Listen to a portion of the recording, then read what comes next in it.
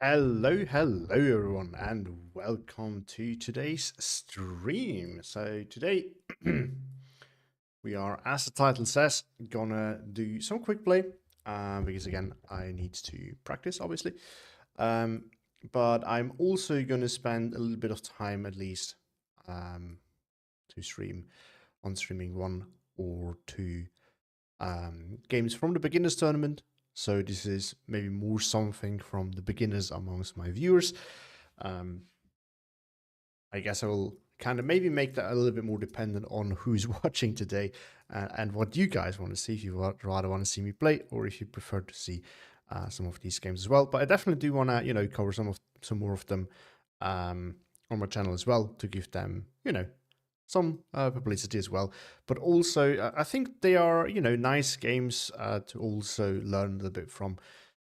So this is one of the reasons why I do want to cover them as well. And as I said, a plan is to do one or two of those today on stream. Most of them not super long, and the long ones I try to reserve from for videos, so we can do one or two shorter ones. Or not, again, depending on what you guys want to see today. Or more if you want to see more of that. But we are definitely going to start it with a little bit of quick play. And so today, I haven't really had a plan, so I'm relatively open to play any type of division. But at the moment, so the two things that I'm trying to learn, or in one case relearn, is I want to relearn the grindy balance style. Well, maybe not. Grind is maybe the wrong word. Let's say more trade oriented. So I more focused on trading well and holding, and not as much as aggression as I have started to develop for the most part. So that is the plan for today for the most part. But that is one thing. And that works with pretty much any balanced division, really. Oh, this we can actually delete. The other thing I try to learn is mechanized and tank divisions, because I do suck with them and I do want to improve with those. So those are the two things I want to focus on today. Can be a division that combines both of those, can be a division that only is one of those. And then eventually later on, but this is not something for today. I will need to practice some of my favorite inventory divisions again, because they're important to know. So yeah, I don't know. Let's make a quick poll, and then we can see what you guys want to see more. Hold on.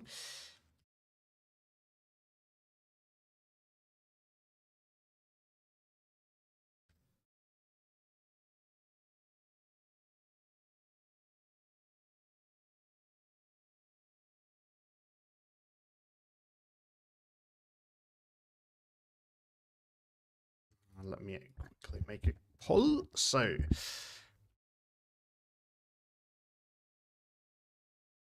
all right, there goes the poll. Let me know what you guys want to see today, because again, those are the two things that I'm mainly focusing on at the moment. And while I'm waiting, I can delete some of these new battle groups that are popping up. I do. Hold on, is that? Did I build that? When did I build that for? What did I build that for? I think that could just be my regular 715th build. No, it is certainly not, because I have different things in there. Whew. Because I do wanna. I always build new battle groups for my tournaments, and then they're piling up. So while I'm waiting, trying to think of something to talk about, I can do that. Okay, so far, people want to see, a little bit more of a balanced game with holding and trading. So something I try to relearn.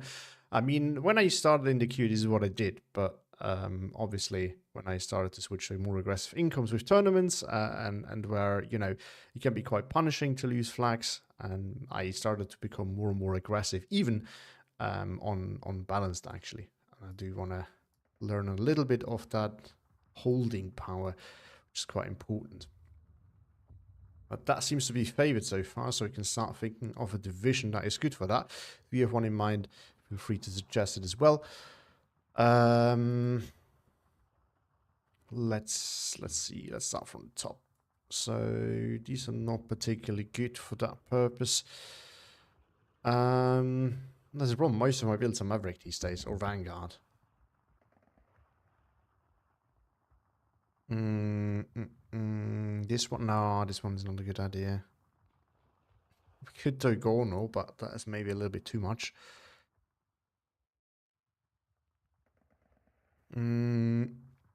What else would work? That would work, but I just don't like that division. Southwest on 8th. I don't know. I mean, I want to practice something that is at least realistic, but maybe we can give it a try. It's not the worst division. Comes B phase, it's fun actually. It's just A phase that's painful. We could do some Western allies. The problem is most of the good ones are just usually banned, and those that are not good are for the most part not very suitable for balanced, which is a shame. But yeah, we could do that. We could do that. Anything else that we could play? Yeah, Wessex. You can play that one balanced. It's just not a lot of fun. Yeah, we can suffer with 208. I just need to adjust the build though. Where is it? I don't think I have a balanced build with it. No, I do not. We need to make one real quick, but that is an option. But yeah, I think the real majority wants to see that, so we're gonna do that. I mean, 715 would also be a good one. There's always a good one, and it's hardly ever banned today. Now, obviously, it is situational these days. It's not, you know, universally good division, but it's rarely a terrible choice, to be honest. That's not a bad one to practice this with, but we can do 208.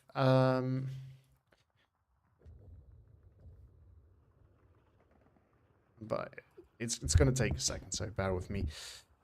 So, first things first. Oh, this is the problem. I remember. I'm gonna go single vet in Z phase, because otherwise we're gonna be in trouble. And these guys we also cannot. Actually, we can afford to do that. Oh, never mind. Let's do it that way then. That's way better. Alright, so that's the tanks done, because that's the easy part. The AA is also relatively easy. These guys, boom. These guys an A, and boom. If you have more room, these guys an A as well.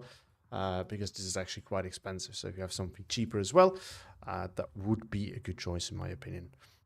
And as far as the air type is concerned, we want to have these guys. We want to have this, since we don't have that much light armor. Honestly, 2 of those should be enough. Actually, this is also really good. So maybe we should do this. Play balance. We go in with the full spam. And what makes it take the 37 mil over the flak filling on the car? Personal preference for the most part, but what it comes down to is 2 things. This thing has more range, so for the most part, obviously it depends a bit on what you're facing. For the most part, one of these does cover a better, larger area than these guys. Obviously, that becomes quite different when you have Western Allied air spam, because then the SKZ-1 is much better suited to handle that. But that is the minor thing. The major reason is price, and the second reason is it not being on a car. That sounds counterintuitive, but at the end of the day, these things have more survivability, as in you keep them moving and it's harder to hit them, but whenever they get shot at, they are much more likely to die than these guys. They will survive longer when fired at, which makes me prefer non-tracked AA, unless it's armored. That changes the equation quite a bit. So whenever we have something that is armored, like the Crusaders, then it's a different story, right? But this is why I personally prefer these guys. Especially since, you know, this is expensive, so we might struggle in A phase to afford them. And then it's not really going to get much better if in B phase we have the SKZ-1, whereas if you have this thing, it's much better. Now, ideally, I would love to have those in A, And the flag filling in B phase, or in that case, I would probably still prefer the SKZ-1, to be honest. Because in A phase, we're going to struggle more to afford it. But unfortunately, this is not the way it works with the availability. So I'm just going to have to make do with this. But yeah, that is ultimately what it comes down to. It's, in my opinion, you know, neither are wrong call. I'm not saying that taking SKZ-1 is wrong.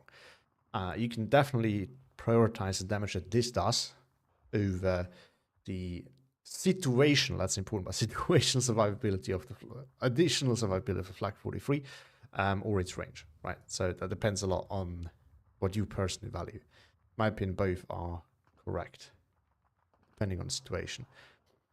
All right, so we're gonna do this later. This is gonna be an annoying topic. In A phase, we do need this. We probably want to have. Can we take? Yes. Need more AT. We want to have light AT. We absolutely do want to have that. We want to have a Panzerschreck. And now it's actually even going to get tricky. I think we're just going to call it and say this is not a 2K division, so we're not going to bother with the 2K. Otherwise, it's going to get expensive. But since we don't have that many tanks, I'd rather have two Marauder. Obviously, AT guns with a division like this is also a very nice thing to have, and we need the light AT in A phase as well. So now it's actually 50-50. So anyone who joined, if you want to vote as well on what you want to see me do, please do vote. I'm going to close it in 2 minutes. That's here posted it 8 minutes ago, so let's leave it up for 10 minutes and then in total, so 2 more minutes. I'm going to close it, and whatever is winning is what we're going to do. Tank divisions I've built plenty of, so those are just ready to go. I'm currently building this because someone asked me to play this on balanced, which is, in my opinion, not the best idea to play with this division, by the way. But it works, probably. We're going to have to see. Right, we want to have some MG42s, we want to have some IG-18s. That's just too good to not take a double vet. We want to have a 2K AG. We want to have these guys in B phase because they're really good. And then we need ammo. And I think that is about it. Yeah, I don't think we can take more. Okay, tank diffs are actually winning at the moment.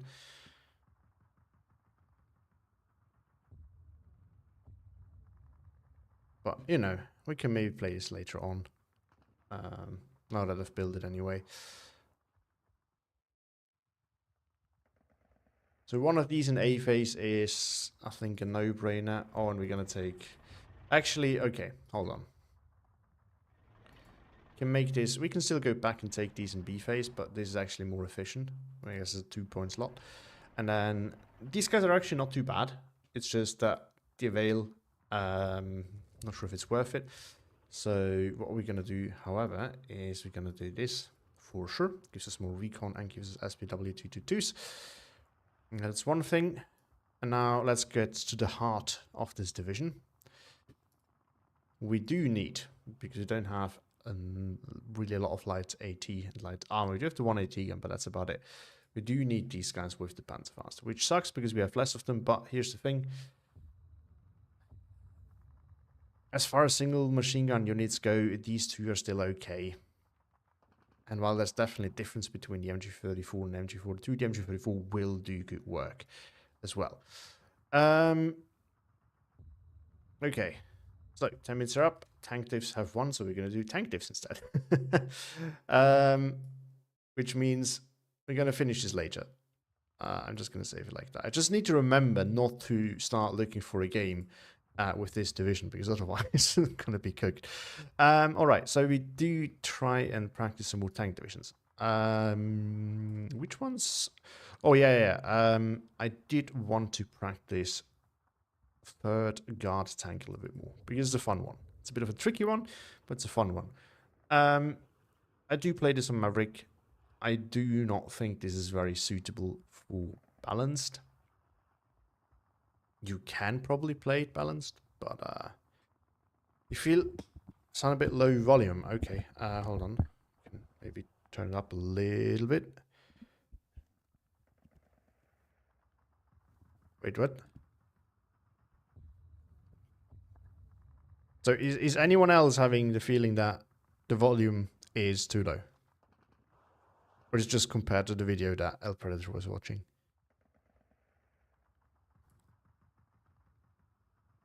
Ooh, okay, but this division needs some work. Okay, first of all, let's ditch these guys for now. We might get back to that. This division also needs adjustment. Okay, the Rozvedka we can't let go. These guys we want to have as well.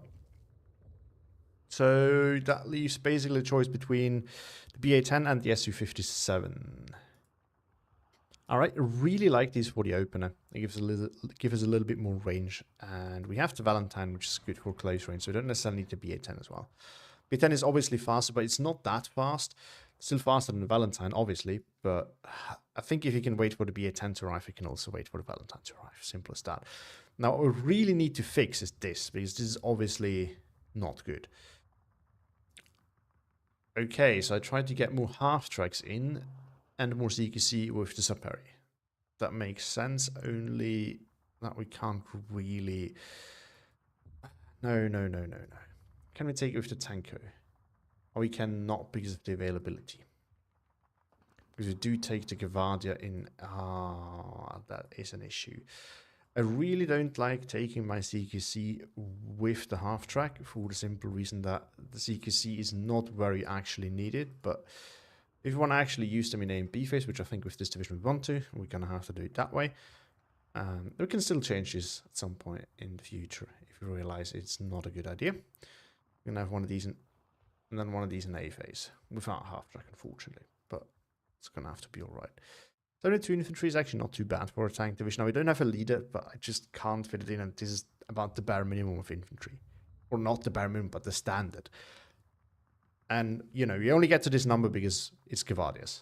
They kind of suck, but we only have the 1 DP, which I do want to have in A phase because, you know, in B phase I hope to overwhelm with other tools. Okay, so that's done. That's done. The support tab looks all right as well. AT tab. I have a feeling that maybe another one of these would not be wrong. Because, so the reasoning why I want to have more Su-85s is this. At the moment we do have 1500 meter range, which is these guys, and they're not that good at that range, admittedly, against a lot of things. And then we have 2K, we have nothing in between, especially in, you know, price region as well. So having the Su-85, I think, helps us with that. We do have the ISU-152, which is also a nice intermediate thing, but we definitely want to have these guys in there. AA is good as it is. We have these guys for some more range in 18A phase. We do have... We might drop the recon plane here, because just it's not that useful. More P2 is maybe better. Now, the one is going to have to do. It's maybe good to learn to be a little bit more resourceful for once. Now, what I don't really like is not having any B phase amateurs, C phase amateurs. So we need to change something here. The question is, what do we just not take the others? Okay, never mind. There's no point in doing that. We keep that for the radio. An extra recon is never really a bad idea, but we need to make cuts somewhere. Now, I don't want to let go of the AT, of the bazooka unit. These two are too good to pass on as well. Could make cuts with the infantry, but it's a risky thing to do. I don't really like this. Do we just not take the C3? It sounds like a very stupid call. Or what is that? No, it's not really going to help either, does it? Okay, this is a very stupid idea, but let's maybe do it like that. Because we need some tanks to go longer. Or what we could do now is, well, no, we could get more if we were to remove either of those units, but I think this is as much as we need. No, I'm not going to remove the motorized Rozvedka. There's two reasons for this. This thing, first of all, comes in with the half-track, which is nice to have. Or not the half-track, but, you know, the 50 cal car. But also, so whenever you take the RT spotter in Soviet divisions, the only reason to do that and not take regular recon instead is you want to radio. The problem is your recon is very often not where you need to radio. So if you actually want to have, if you really want to make use of that radio, you do want to have this available to bring it wherever you need to radio, not wherever you need to recon, which is not always the same thing. Meanwhile, this thing gives you, recon that you can just use wherever you want to recon. Adding to that with tank divisions, I personally favor having a little bit more recon around because you don't have as much infantry they can spot for your tanks. And you do need that. I don't need more RT. We can unvet them maybe, but SC-76s are all you need. Like, the mortar are trash without radio. 82 mils are okay, not trash, but... And then these guys, not great. I think it's going to be alright, like it is. Gonna take it for a ride, and then, if we need to make adjustments, we can adjust. You will need smoke plays. Well, the SC-76 can do that too. But no, I personally am not someone who does a lot of smoke plays. I should learn them. I'm not saying that they're not useful, but I think this might not be one of the divisions that need them as much as others. Because I think the problems that this division will run into that it can't deal with are things that you can't just easily smoke off. Whereas in a lot of other divisions, it's rather, you have something at range that you can easily smoke off, but I don't think this division struggles with whatever kind of tool those are. I probably... Oh, there we go. There it is. Or tank. Oh, hello, yeah, puzzle. Well, I made a poll. People wanted to see tank divisions, and this is one of those that I want to practice. There's no point in practicing the really good tank divisions because they're going to be banned anyway. But this one, I think there's something to it. About your, you have the option to make your own suggestions, like anyone in the chat, by the way. If there's a division you want to see me play. But yeah, I mean, as I said, I think the top divisions are usually banned. Yeah, 29th is actually a good one to practice. Well, here's the thing, Yapaza, I also can't play it. But yeah, I would agree with Kerb. 29th is really good. Although, I think it's a bit more situational. I mean, not more than third, to be honest. Third is just a situational. But, I wouldn't say great as in good first pick, but I really like it. 30 slept on, I agree. I think it's better than people give it credit for. I think it's not as good as some people want to make it look like, but it is quite good. Started picking my first Volchimiak on Let's Geese with it today. With third, I mean, is it surprising? I don't know how to play for Volchimiak. I mean, that might be one of the problems. I mean, I think... So, if you think of it, the armor that full Volchimiak has, third can deal with just fine, I would argue, for the most part. Right, you have your IS-2s for the open, and you have Shermans and the Alpines for the close range. Oh, this I would expect to curb. I would be afraid to face an elephant with third. So if you manage to get rid of that, then I'm impressed. But I guess you have to do some sort of flanking plays or whatever, because otherwise I can't imagine how you would pull that off. I mean, frontally, there's no way for the IS-2. I killed two IS-2, the third one got me. Oh, okay, yeah, that makes sense then. Yeah, because, again, frontally, there's no way. No way you win with the IS-2.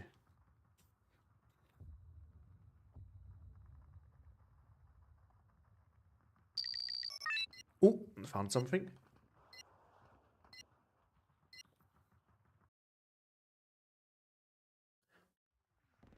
Well, not an immortal predator. But I guess, so... What I would be more afraid of, to be honest, is the infantry with third guard tank, because, you know, if you can keep the Shermans at bay to some extent in the town, then the infantry of fourth is really scary as third. Because what are you going to do with it? Okay, so is this good? Is this bad? Definitely not, you know, my favorite map for this division, but I'd argue it could be worse. Because at least for the town we're gonna have a problem with the Sturmschützen. That's gonna be tricky.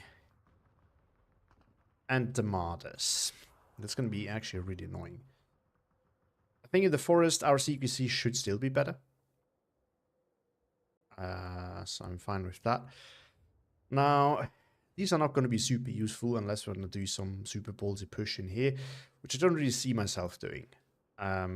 Like, for me to do this, we need to win that first. And by that point, there's probably not going to be any reason to do that. Okay. Let me think. There's actually not an easy one. So, the good thing is, outside of infantry, it doesn't have a lot of rush potential. So, one thing we can do...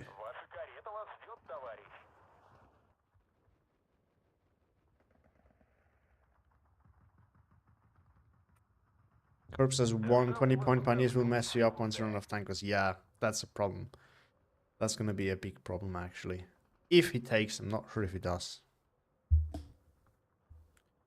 Yeah, 20-point pioneer is just generally annoying these days. It's annoying. But yeah, so this should do.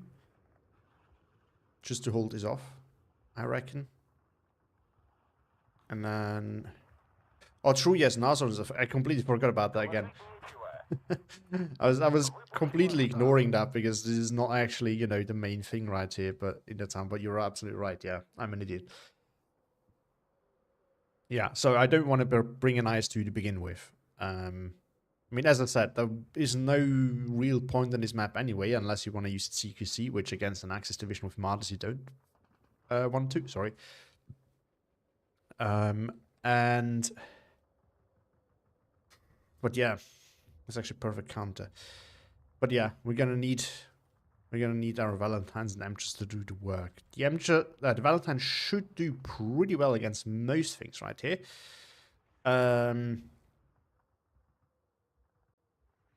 Like, you know, even the Martyrs, because of the rate of fire, they will pen them easily. So I'm not too concerned about those. All right. Now here's the good thing. Even these guys are being super useful here, because against the Martyr they're going to be good enough. Against the light tank, if he takes that one in the recon tab, it's going to be good enough. Against the Stück, it's not going to be good enough, but we can do side shots. So that's going to be alright. So I'm actually going to rely on these against, you know, the lighter things. So we can save up some of these good guys for later. We're going to go very tank heavy. We're going to go with... We're gonna move them here, and then we're gonna decide. I think that's gonna be the goal. We also want to have a recon plan because I need to know if he pushes somewhere early on. So, one flamer in here, one thing in there.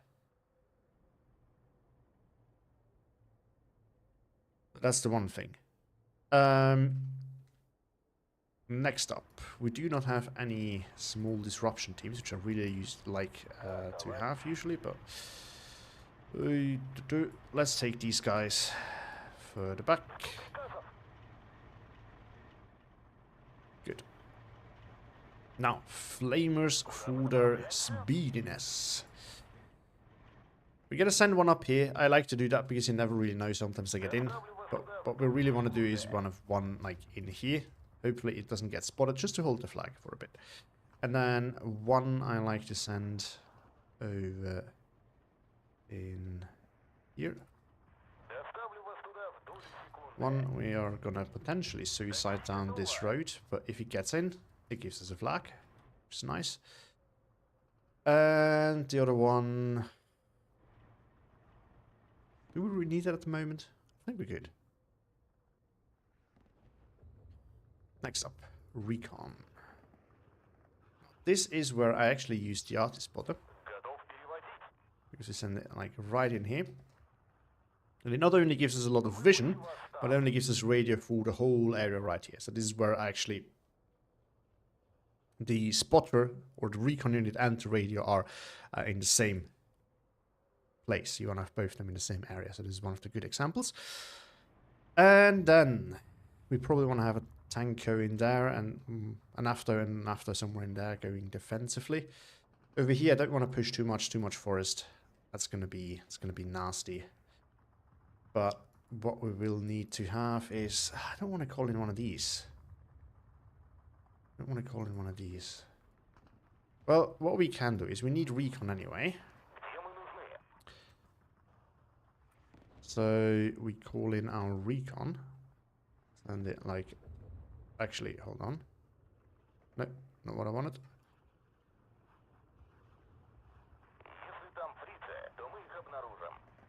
I'm gonna send that guy like over here, and then we have this thing to hold over here, which is going to be quite useful. Good, that's that done. Next, we're gonna have to Gvardias, DPs, because they need to do some holding here on their own, which is gonna suck, but it's gonna have to do. The one, I think in here, one in here, and we have the 50 cal to help. That's gonna have to do because I don't want to deploy massively for a push that doesn't come, because we have limited infantry. I mean, we don't have limited numbers, but the quality makes it kind of limited because we're going to burn through the numbers relatively fast. Next thing we want to do is, these guys are great for the opener, so we're going to use those. I'm just going to deploy down that road because it might be able to snipe something. And then, do we want to... We want to watch out on that road. I have seen this a few times recently, and it has been useful, so might as well give it a try again. Usually it was against me, but let's see how well it actually works if you have something watching down that road yourself. Might do nothing, might do something. We want to have one of these in the church tower. Now here is where I bring this one, just because it doesn't die as easily. It would also be an excellent spot for the arty spotter. It's just that, yeah, I don't have, you know, I don't have the arty. I don't have an armor transport for it.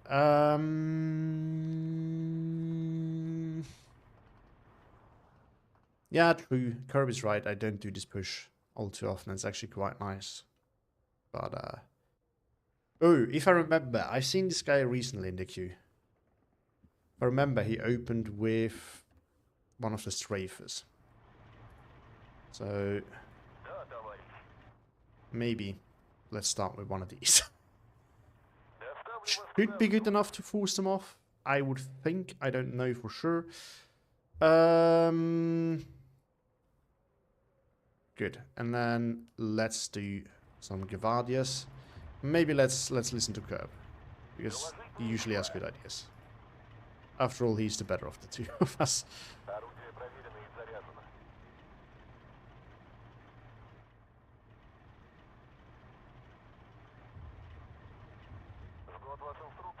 We can send one of these in here, we can send one of these in here, and then we probably going to send the Gvardia DP. And the thing that I really love about this division, look at how many of those we get into half-tracks. It's insane. Not that the half-tracks are super good, but, you know, it's a nice thing to have. Alright, let's do it then. Let's send these two, and then we can send in... I think one Gvardia is going to do. These guys will do some damage on their own. We can have a Flamer go over there as well.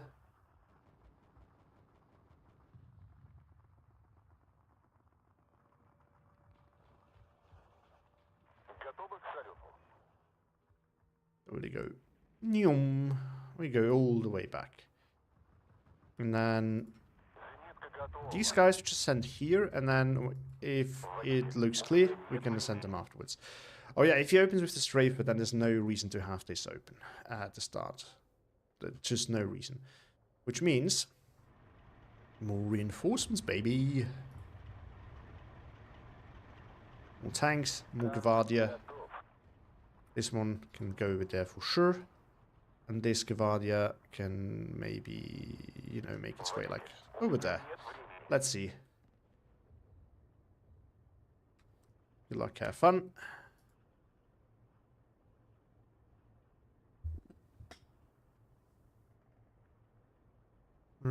I play her a lot, and there are still combinations I'm learning. Yeah, if the last time I played against you on Harrow, it has been pretty disgusting. So I can see that you're practicing the map. Definitely see. There's off-map plan. If you have off-map, you win. Curb says not in 50-minute term against. Yes, I would also say so. It depends a bit on, you know, the matchup and everything, but I would argue that it's not just an easy win. Shows are open with off-map, or let them take a spot, then off-map him out. I wouldn't say so, to be honest. It works to some extent, but it has its limitations. Depends honestly a lot on what your opponent is doing or not doing. Okay, no opener with a strafer. I misremembered them because I played against someone recently playing 78 who did exactly that. Or does 78 even have strafers? Might be wrong. Oh, right, he was the guy with a lot of half tracks. Yeah, okay. So we're gonna follow this up. He can go in there just to make it look like there's more in there, and he can go in there. And then we send another one in here as well. Maybe follow up with some actual Valentines. Is that AA? It is AA. Good that we didn't plan on using a plane anyway. Or this little tanky thingy. Should be able to... Hello? What are you doing? Why are you turning? Are you useless? There we go. Alright, let's get one of these going, because we might need to have some digging out here. Oop.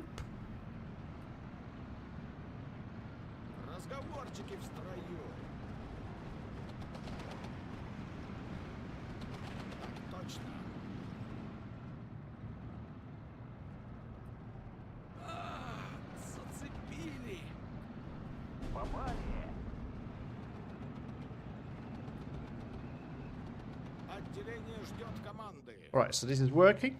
Lovely. Oh, we're gonna lose that. That's alright. Yeah, we got 59. That was a bit fast. Oh, it's a... No, it's a strong player. I was thinking it's a flamer, but it is not. Let's put something there just so that we don't lose the flag unnecessarily. And, oh, we could have an encirclement over here, so we might have to do this first. And then... I was going to say one of them can go and cut this off, but never mind. Oh, we have a Marder. We just do this then. We do this. Disgusting, but let's do it. Then I guess we can take this back. Should be able to. Something's... Yeah, I think it's right over there, but we can't really... Oh, this guy died. Let's reinforce that too.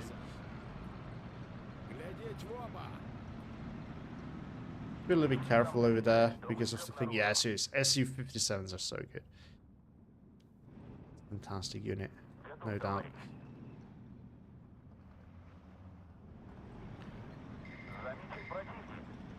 Yeah, I don't really want to close in here because I know there's MP-44s there, but once our SU-76 arrives, we can work our way in from there. Meanwhile... Oh, this is obviously a problem.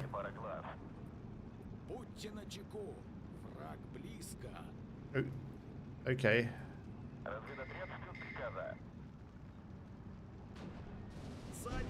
Oh, now it's done. That's alright. Maybe just a short-term hold.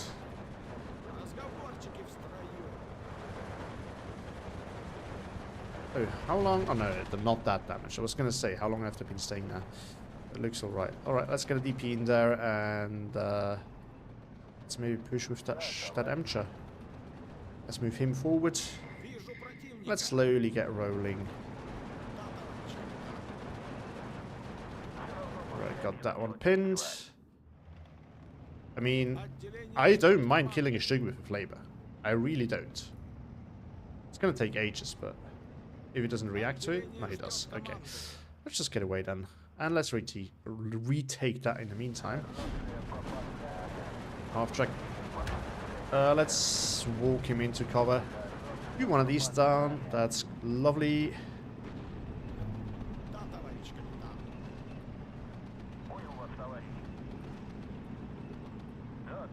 Let's use the half track to see things we otherwise will struggle against. Let's move him over there. Let's see what you can see. And we can bring this in. Maybe, okay. Let's approach like rather safely from here and then unload right there. That's a good strategy. Okay, we're not gonna engage both those together. But my Valentines can do that. Oh, this thing's getting a side shot. Stug. Took the Stug out. Okay. I don't mind engaging that now. This 2-1 is gone.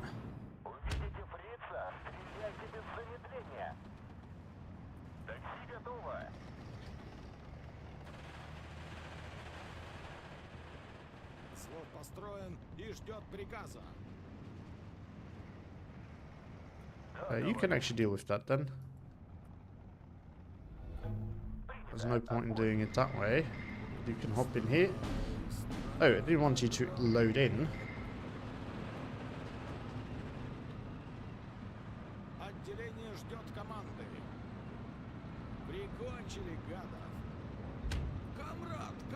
You can go alongside that. Okay, they lost because I didn't micro them. You can go there. APCR can be turned off. And, oh, you shouldn't stay here because otherwise there's angles on it. Right, let's move forward here slowly but surely.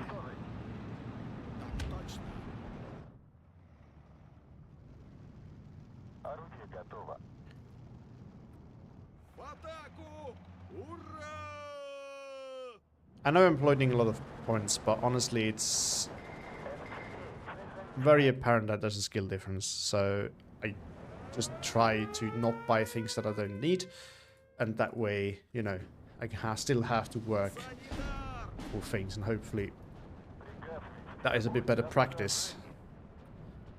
But I don't want to get air spam, so I'm going to buy another one. Honestly, you can just do fire at will here at this point. Oh, it's the one with the light bombs. Oh no, why are you doing this? Oh.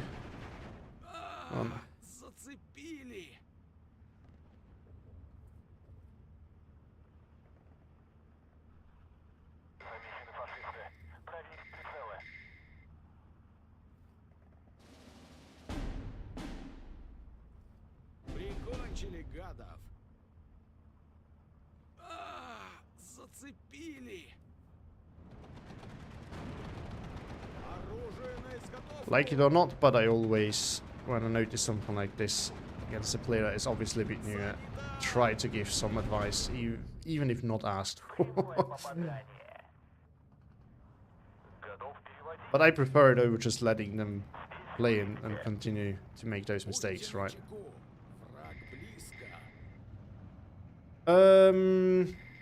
I should stop playing these like an infantry division. Oh, yeah. Now we need something against the Armada. It's gonna arrive in about 10 days approximately. But, and we can do something about those.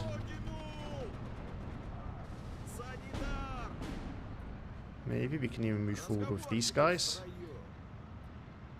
And we can maybe make a move here. I'm a little bit afraid about something being hidden in there, but so far it doesn't really look like it. If not, you know, this thing will reveal itself to that thing, whatever that means. Something's actually in here. That's been for quite a while, I've noticed it. But it's never really pushed, which is interesting. But it's one of this, you know, one of the things that, you know, shows you that there is a skill difference. We can actually get a side shot from here, I think. Because good players would, you know, see that push over here and notice, okay, looks weak in the... Oh, that's what it is. So, let's just clear it out the easy way then. Oh, I actually don't have any AFTOs left. Yeah, that's a problem. I mean, this division actually has some decent CQC options now. Oh, the Sherman was turning sideways. It's obviously a bit of a problem. But actually, you can shoot and then scoot. Well, okay. I screwed that up because it did show side armor now. That was obviously not a smart idea. Also, the Gavadi definitely cannot push in there because otherwise it's going to get a shell. But the Sherman can wreck that and then we can unload here. There we go. There we go. I do disagree, El Predator. It is absolutely worth fighting a Stuart close. Or worth is a different question, but it's reasonable. But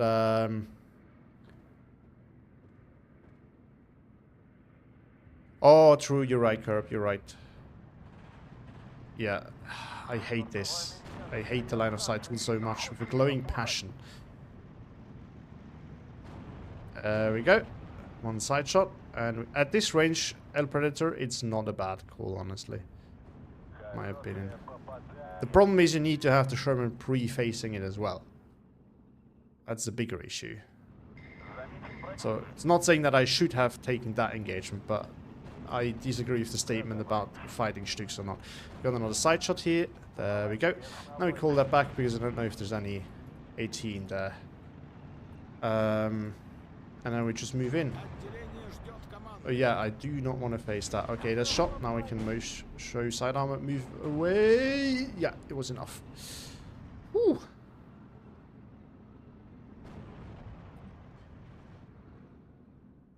Oh, it gave me some flack, so you can take that. Looks like nothing's left in here as well. So, oh, the Gavadi is spotting it. That's nice. Oh, we need supplies. Like, I'm really just a huge fan of taking these guys into town and just letting them do the work, because they will get something out of it. Always. It's really crazy how good these guys are. Okay, and now we can use that again. But yeah, that's a bit of a stump, fortunately. Hey! Don't do that. Oh, there's the Marder. Is my aim? My Valentine is about to arrive. To deal with said Marder. Oh, no, no, no, no, no. Use APCR and only shoot with efficient shot.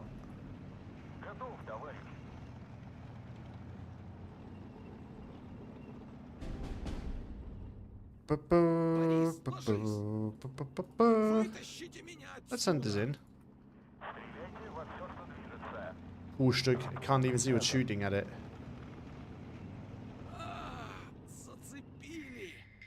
Oh no, that's a shoot to kill. That's what it is.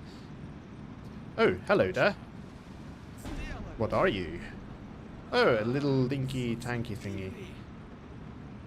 We can maybe use that to deal with that thing over there. Oh, he's brought in an arse one. Nigel is there. Maybe a bit of an overkill for this matchup. No, he's out of range. Can he walk in? No, he's pinned. Okay. Did it die? No, Stuck is still there.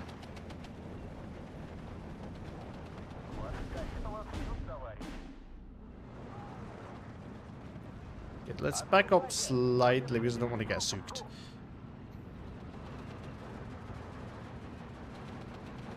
Oh wait, you can actually not see that. Wow. Brings us back to Curb's point. Very nice to know. Thank you, Curb. I would not have thought that this can't actually see it from there. Still can't see it. It's probably going to get soaked now. Just waiting for it. Okay, so my little push over there has finally been stopped. It was about time. I mean, we could just rush everything in at that point, but...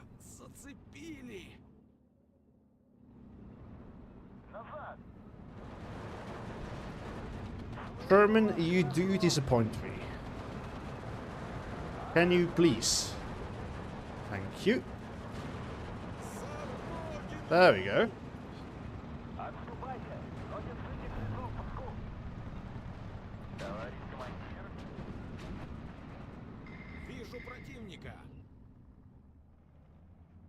Alrighty.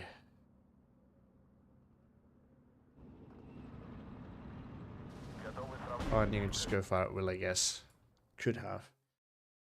Alright, alright. Yeah. The traits weren't even that different.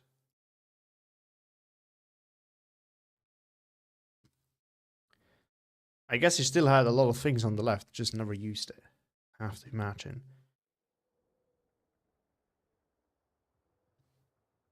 Well, okay, that was shall we do it again then? This game showed me once again how, like, I can't complain because it was a stomp still, but like this thing is limited in some of its tools. It definitely felt like that. I was like, what do I call in here? I don't have the things that I usually like, but that is maybe just because I usually play infantry divisions and not these guys. But maybe we should do it again, or shall I switch to 29th? In order to honor our inclusion to the newbie tournament, I have played a single ladder match. Wait, I've not played a single. Okay, never mind.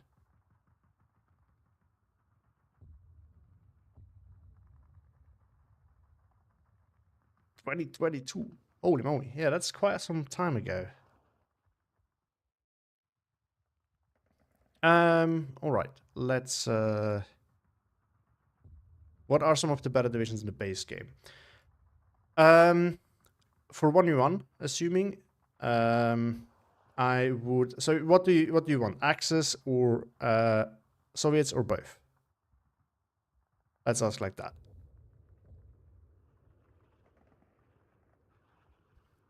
Man, I feel like progressing in SE2 isn't bound by age or some shit like that, so you still can become a Sigma Division player. Doesn't matter. Okay. So yeah, as someone already pointed out, chat, 20th Panzer is a really good one. Like this is, I think, one of the best ones in the base game. And it's, in my opinion, it always gets recommended, and I think it's a really good starting division because it has tools for everything. You can play this on most maps. It's not particularly, you know, it's not good on every map, but it is playable on most maps, or every map, I would say. This is a good one if you want to start with base game divisions. It has a bit of everything. The deck itself, ignore that, it needs to be adjusted. I haven't played this in balance in ages. But this is a solid one. If you want to start out with base game, perfect starting point. Versatile, has some powerful tools, fun to use. And, you know, it, despite being a tank division, you can play a bit more mechanized. You can play it a little bit more infantry heavy. Even though you can't play it like a real infantry division. So, you know, it kind of shows you a bit of everything, and then you can kind of pick what you want to go from there. So this is, if you want to, let's start with Axis since we're already on it. This is one of the good Axis ones that I would recommend. If you want to have, in my opinion, this is not a good division, but a decent one to start. Well, no, you asked for the better divisions. We're not going to go for the good ones. With the not so good ones, so ignore this. But this is a good one to start as well, in my opinion, because it has a bit of everything. It's just more infantry heavy. But yeah, another one of the better base game division is Hardneck. Do we have it somewhere? There we go. This one is actually, I think, fairly decent as well. Also, I would say relatively versatile. Like, you can play it on a lot of maps. It, again, like 20th, it's not good on every map. There's not that many divisions that are like that. But this one is another good one that from the base game that you can easily play and have some success with. On the other side, 9th Cav used to be king of the meta for a while. Is still pretty good. This one is a bit more limited, as in this has maps where it has no tools for, and that is the 2K maps. So, but on every other map, this is also very good to playable, at least. So 9Cav is another good one. Yeah, Curb is already pumping them out here as well. 84th, exactly. It's another good one. This one is a bit harder to play than the others, in my opinion, for the simple fact that you are a little bit... Ignore that build. I built this ages ago, and I would not build it like that anymore. But actually, it's not... No, it's actually not too bad. But anyways, this can struggle a little bit because you don't have a lot of medium armor. And this is a real big issue sometimes, so you have to work around, especially because Soviets, you know, their ranged infantry is not all that good, so if you don't have a lot of armor to support it, you have to use your other tools to support it, and that takes a little bit of experience and practice, but it is one of the better starting base game ones. And then I don't actually know what else is in the base game. Let me open it up real quick. Just need to check the wiki.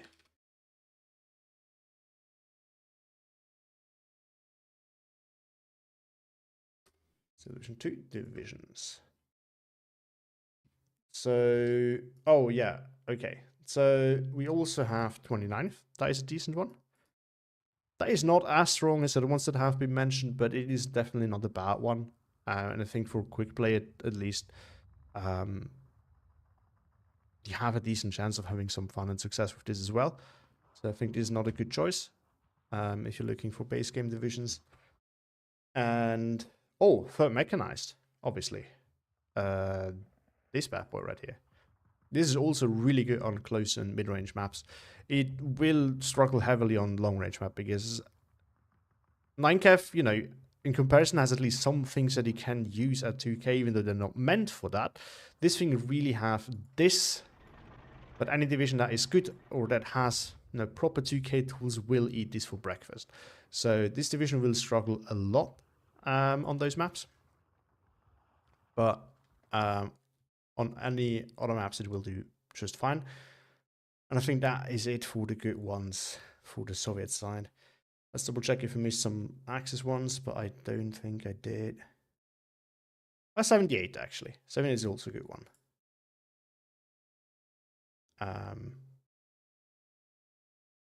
Where is it? Where is it? Where is it? Where is it? This one right here. It also has some weaknesses. So I'm gonna get a lot of shit for that by some people in the chat, but I see this more on the same level as 29th when it comes in good for quick play, because I think it has a little bit more weaknesses, but it is pretty powerful, all things considered. So yeah, those are the ones that I can recommend if you want looking for good divisions from the base game. Well, there's a few things that I've Minivan's clan said, hey Minivan clan. Some people talking about the good old times. Sure, American was DLC.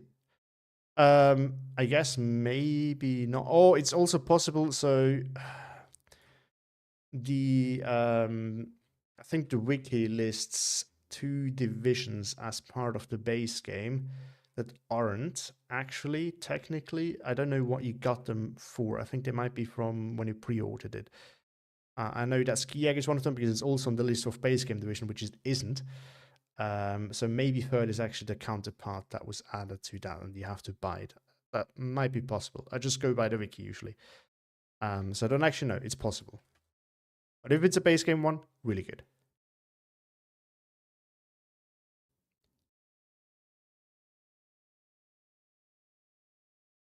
But anyway, so let's go back to this. So shall we do?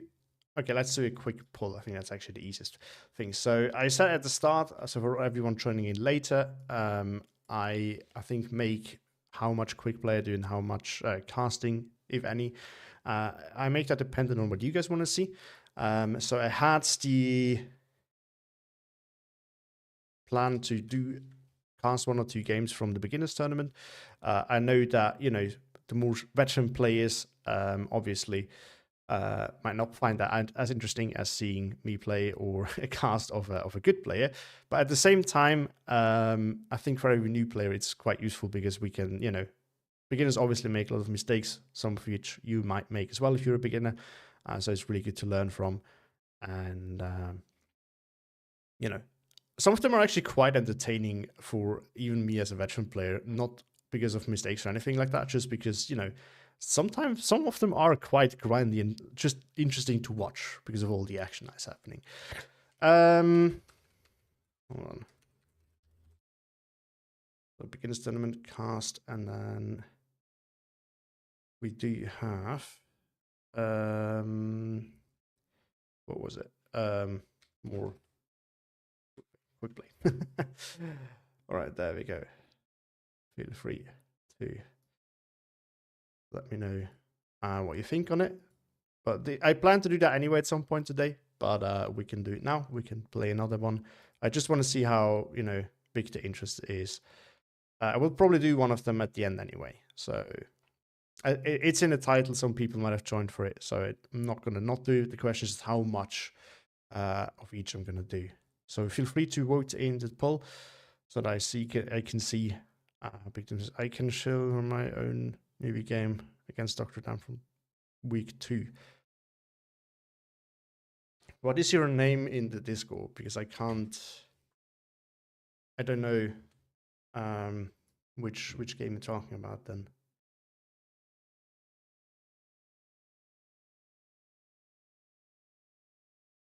Okay, quickplay is winning so far by a fair margin.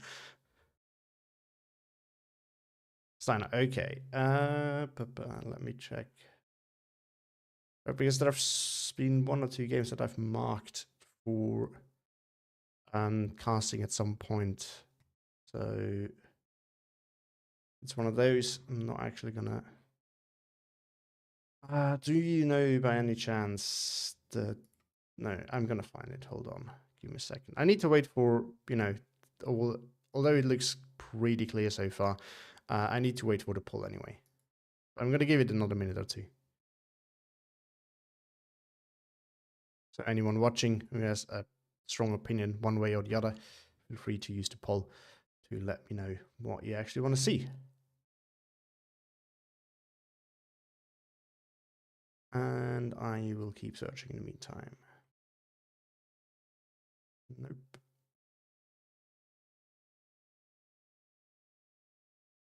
Nope. Oh, there we go. Oh no, it's not that one. Yeah, I saw that one. It's actually quite a long one. So that's maybe something that I'd rather do for a cast, to be honest, because it's, there's not that many long ones. And that one I actually wanted to use to fill, to use for a video, because those are easy to put in. But I'm gonna download it so that I don't need to search it again, because it's annoying to scroll through through everything. Yeah, that's actually one that I saw and I was like, okay, that might be interesting. But I guess you will see that as a video then. It's 50-50. We need 1 or 2 more votes.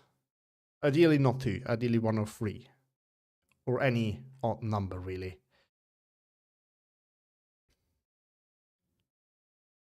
Oh, yeah, true. True. Well, I mean, we don't need to play as Strona Barbarian. It's just... why would we want to do that? Okay, we got 1 vote. We can leave it up for another minute, then I'm going to close it. 4 minute it will be. And those finish maps. Yeah, finish maps are really bad too. For the longest time I felt Tallinn and Tala was not that bad, but the more I played, the more horrible I find it. And we're not going to talk about the other one. That one is just pure evil. Pure evil.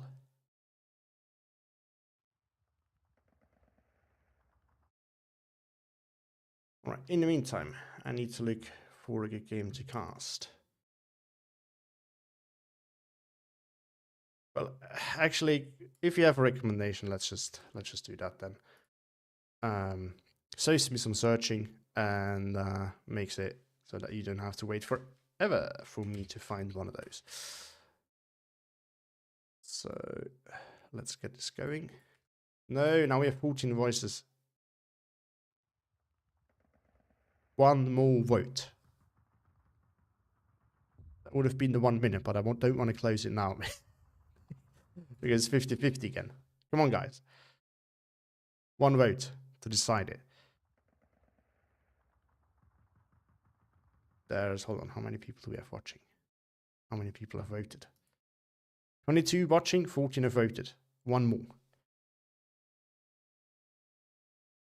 I saw you needs to put lakes on the maps. Oh boy. Yeah, unfortunately, lakes and maps are for your pain.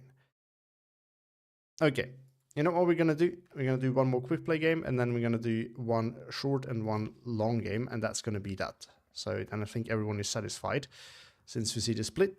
And I guess people who wanna see me play and are not interested at all in the beginner tournament cast, they can just stay for now and leave when it's time to leave, and the others can still watch and then go. Because I guess if I do a cast now and then go back to quick play, people might not join anymore. So, like those who didn't want to see that part, they won't probably rejoin. So let's give them what they want now, and the others will get the 2 games afterwards. We're going to do a long and a short one. So if anyone has a short one, if anyone is watching, has played the beginners game and beginners tournament and wants to see some or hear some inputs on his game, you know, and it's a short one, you can let me know in the chat. Or you can message me on Discord actually and send me the replay because that's faster. Then I don't need to look for it. Hello, Ramai. But okay, so for now, what are we going to play? We're going to play something fun. I guess we're going to go with... We're going to go with infantry now. I do want to have some fun with infantry. But we can do the balanced one. Let me revisit this real quick. Because this is a fun division that I don't play often enough. So might as well do that.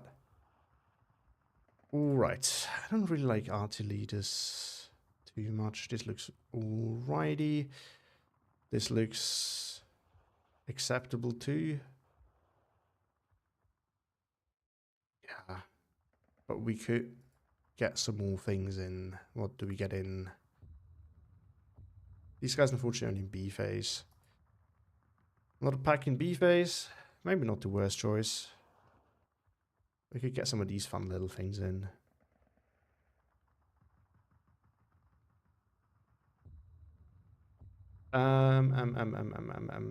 We could go more infantry spam, but I just don't see the point in doing that.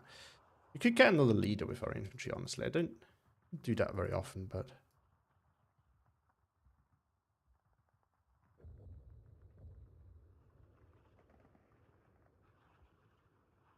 More AT.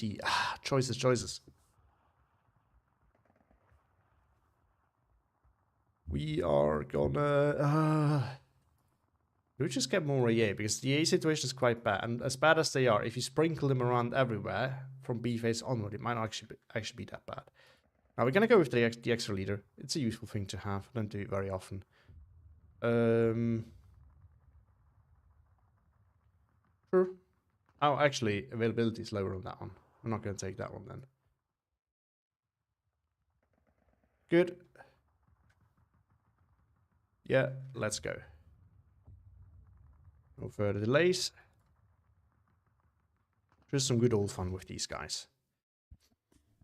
And see what we're going to do with that division. I haven't played that in ages, really. It's... ever since I went to more aggressive plays, I haven't really... It's not that you can't play it with Maverick either. It's just that in tournaments... It's not that good. It's kind of middle of the pack these days, and that just doesn't cut it in most situations. Which is the main issue that this division has. Now, for quick play, it's actually fairly decent, but I don't play that much balance anymore, because I just don't like the balance grind, really. That's kind of the issue. Like, in tournament, you know, the balance with a time limit is really fun, but if you go for these, you know, 10-hour grindy games, it's not that fun anymore. Oh no.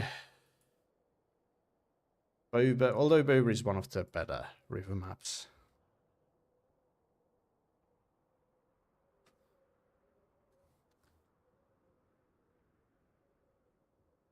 Oh! You are AI very average. Oh, okay. I didn't know.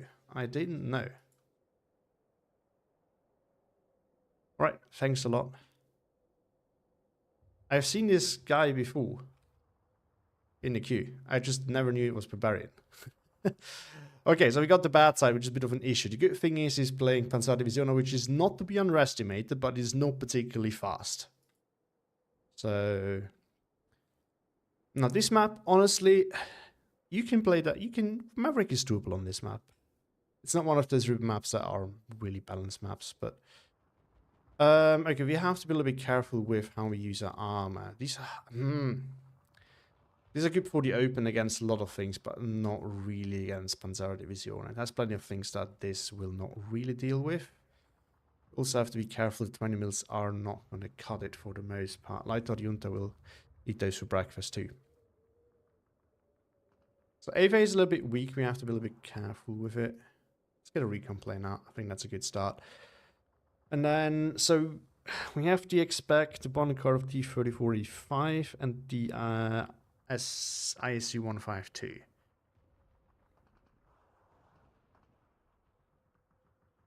So that is about it. That is really dangerous. Then lots of medium tanks, which honestly for this division kind of dangerous too. But this thing is not going to help us tremendously. Yep. Do we have? Yeah, we have this one, which is good. Because this one is garbage. How are we going to deploy this? Secrecy is obviously going to be a problem. Like, if I don't win this hill, I'm not going to win it until B phase. By which point you can reinforce it. So, I guess these guys can do some work. Sorry, I need some time to think about this, because the problem is going to be this. Yes, more and better secrecy for this, which is going to be a bit of a problem for me. In a prolonged grind over here, I am going to lose a lot. So that's not really worth it for me.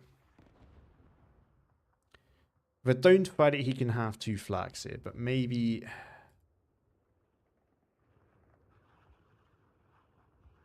I'm going to do one of my favorite strategies, which is the old reliable defense in depth. And don't fight for what your opponent really will heavily attack. And fight for where your opponent is not. Kekalot Maverick is not bad on this map particular. Most river maps are bad for Maverick. This is one of the few ones that is not bad for Maverick, in my opinion. No, he won't be able to pen the elephant, but honestly, at 2k, except for the IC-152, which is one, the Tigers will do just fine. Like, for the most part at 2k. So I don't really see a reason to buy this, because it's just very expensive, and most likely is not going to do all that much. Like, in most scenarios, there's not going to be much of a difference between the elephant and the Tiger. And it's only coming by C phase either, so... Like, whenever you look at these super heavy tanks, you have to not just ask yourself, the question is, can he deal with them? But also, do I have something else that he also can't deal with that is cheaper? That's always the important question when you do these kind of... Look at these kind of things. Okay, we're going to do something a little bit risky. I haven't really done that. I've seen some people doing it, and when I was newer, it worked, and now it doesn't really work all that well anymore. Because it's super expensive. Because he has a T-plane, so we have to buy EA right at the start.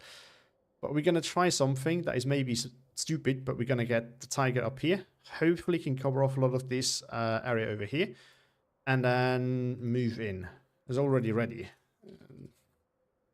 Need a few min. Always on stream. It's always the same thing. So let's hurry this up a little bit. We're not going to have to get this in there. Then we're going to get something in here. I think a leader together with these guys is not that bad, actually.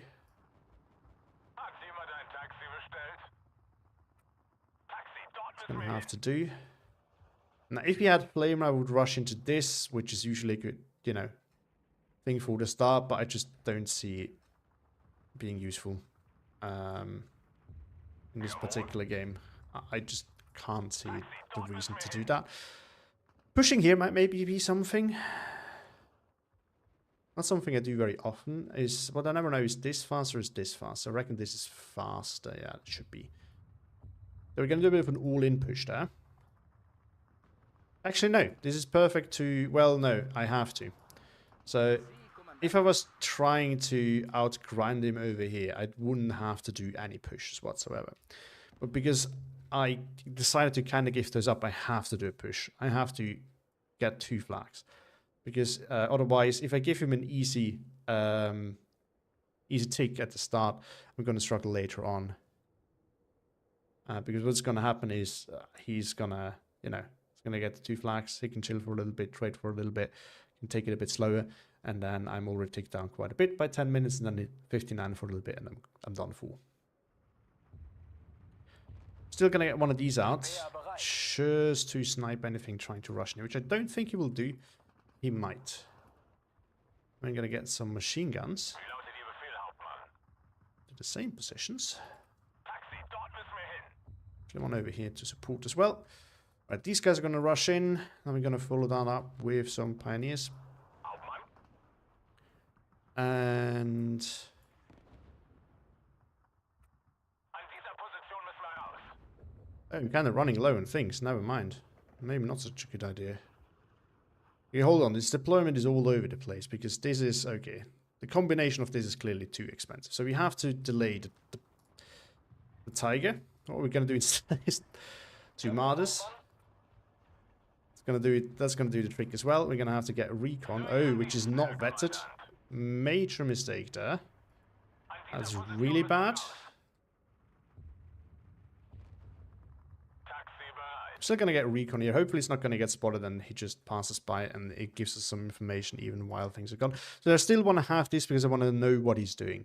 For example, if it looks like this pusher is not going to be successful, then I obviously need to fall back and divert it somewhere else. But yeah, we're gonna still do the Martyrs, I reckon. Gonna have one of these rushing down.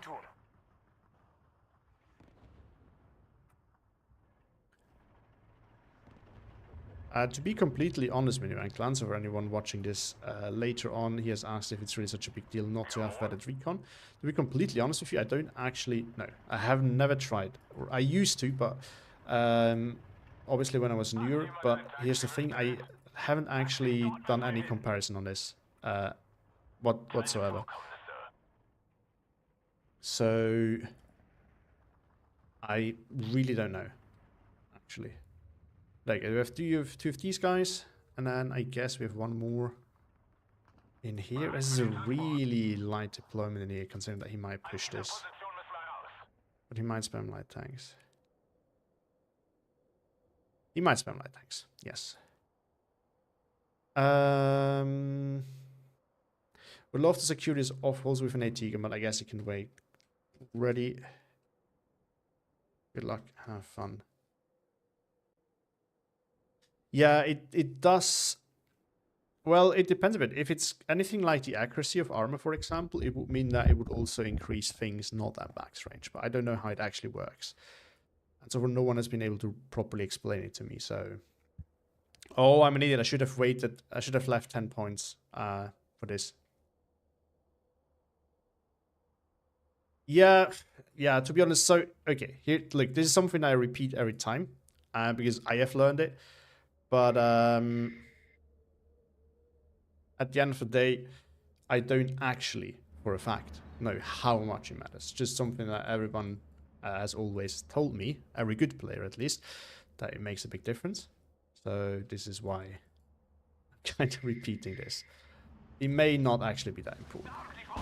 So a lot of light things rushing in here. This is not actually as big as I thought it would. So it would actually have been contestable. Actually, maybe we want to redirect some of the forces over there. There's still no point in redirecting those over there, because at the end of the day, not that much they can do. Okay, so this is going to be a bit of a problem.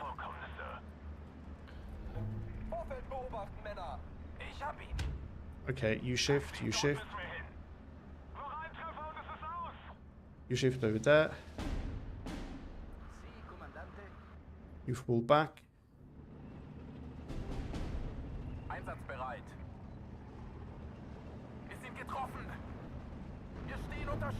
Let's get this killed off. Oh, no, forgot about that. Kinda crap.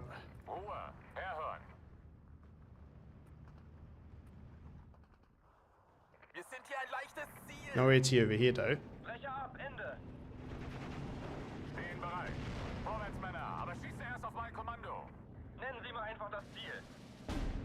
Alright. Let's get a Panzergun in there.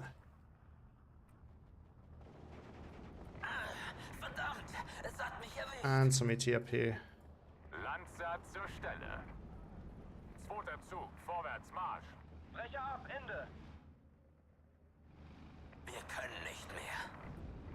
Okay, actually, against those lighter tanks, maybe both of these can work. Bereit, Herr Kommandant. Weder Freund noch Feind, nur lohnende Ziele. See what we can do with those. Warten auf Feuerkoordinaten. Feuer und Bewegung. And we need something over there to hold. Jawohl, Kommandant. Oh, there's a 50 mil over there. It's a bit of an issue. Don't have proper artillery. Ja, Hauptmann. Wir wurden aufgeklärt. Let's get Panzergun in here. And something for range, like one of these. Wie lautet Ihr Befehl, Hauptmann? Ah, there comes the cluster. You can only hit one at a time, though. That's good. Vorwärts und immer die Augen offen halten. Speer bereit. But that means we're gonna buy AA next. Ziel vernichtet. Zurück, zurück, zurück. And we can buy another one of it, because we might need it. Überprüft Waffen und Munition. Der Fußbus fährt immer. No, just hide in here, please. Ruhe, herhören. Alright. And next one I'm gonna get is AA. Bereit für den Transport. Unten bleiben! Ziel vernichtet. Sanitäter! Die Gruppe erwartet Ihre Befehle. Sehr wohl. Hört. Feuereröffnung auf mein Befehl. Come on. You can do it.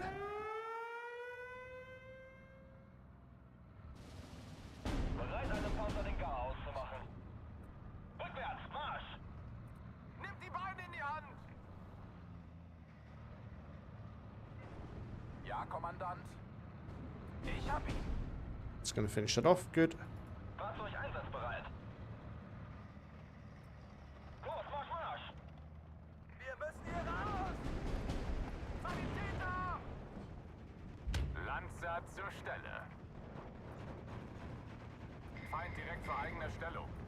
At this range, he will kind of run into it automatically, is what I want here. Hat mich erwischt! Brauchen Sie ein paar Augen und Ohren, Kommandant? Oh, okay. I have to get something in here then. That killed off. It's good. Ich will nach Hause! Lass mich gehen! Zum Schützenrodel aufgehen! Mir nach! Gonna just get another one of these in then. Hat mich erwischt! Was gibt's, Leitstelle? Let's get this going and then we can actually move in there Feuer und as Bewegung! well. Infanterie It's time to just give this up. Yeah, it's gonna bomb it, which is verstanden. gonna be overkill. It's alright. Lanzer zur Stelle. Should probably get something against those 15 mm mortars, but I think we're just gonna trade flanks here. Die Gruppe erwartet Good. Ihre Befehle. You can move forward now. Ah, es hat mich erwischt! Guess that's on one. Made it in. Befehle.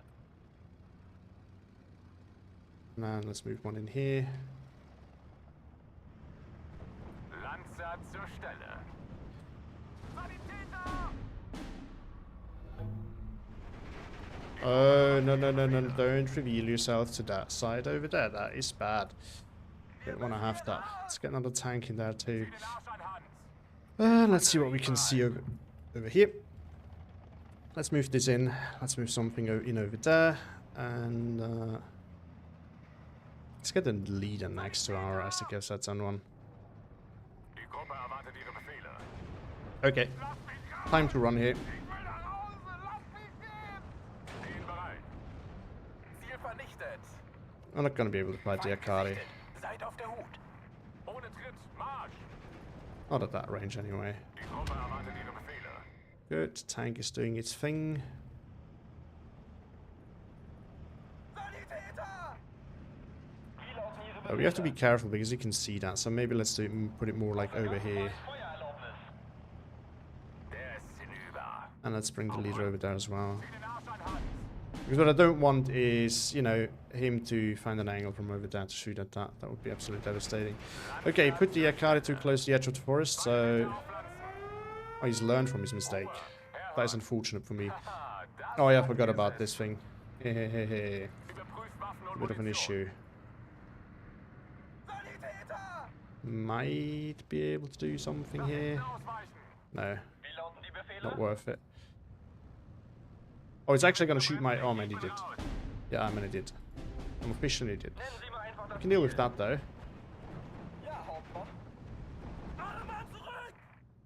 Now that we bought it.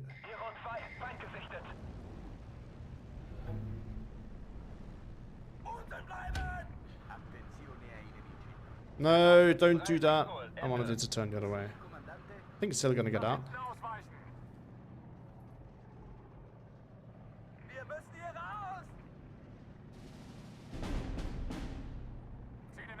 Okay, this is actually a bit of a problem. You're gonna have to do it that way then.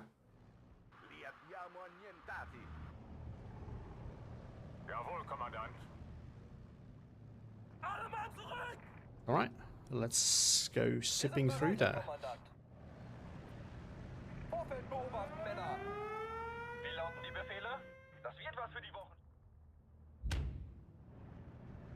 Oh, okay. Something's in there, I don't know what it is. I don't want to find out. Can they see me? If I were to approach super aggressively. This is a stupid call, but let's see if it's actually working out. Let's see. Now we need AA down here. I think there's no... I'm gonna have to put it relatively far back. It's gonna put a leader next to it as well. We have plenty of leaders at the moment. There's not that many places where I can actually actively use those. If it doesn't notice this in time... Oh, it does. Absolutely notice in time. Yeah, it's a recomp. Okay, okay. I think the idea... No! Run, Forrest, run! I shouldn't spend so much time on this, but... Oh, oh! Look at that! One burst! Yes! Yes! It worked! Worth it. Absolutely worth it. And ridiculous, but worth it. Let's go. We did it. We did it.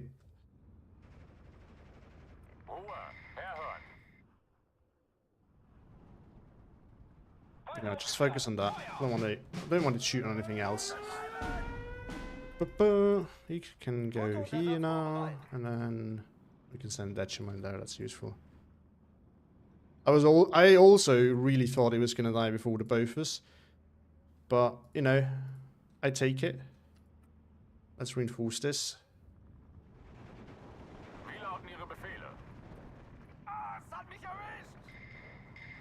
Let's get a little bit of pressure going, not too much though. Actually, we can shift him over here. That we have a little bit of AA to force this off. Let's get these in now. Now we should get 18 here now.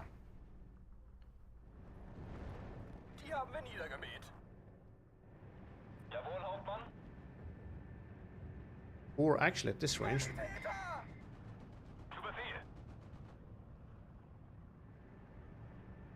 These ranges I don't mind bringing a stick in here to deal with that. And then at this range maybe one of these is actually the better call. I'm gonna get two of those, one in here, and then we should be able to, you know, cover this off quite nicely. Yeah, it's going after that, but that's alright. That's not so useful over there. It's not so useful in most positions, to be honest. Maybe let's just have it like back here where I can at least see something. See what we can do with it. Might as well just... Oh, you are a little bit out of position, my friend.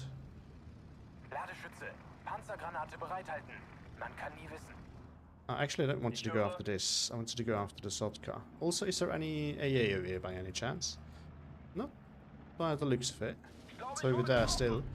So if the tank shows itself again, I don't mind engaging that, actually.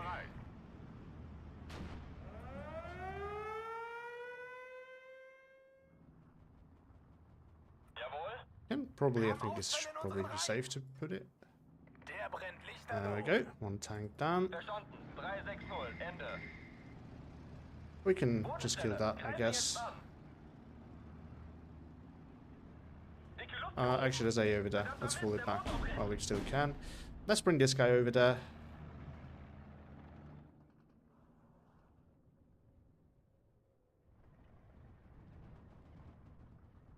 And let's, even though this is a kind of a bad position, let's shift him over here.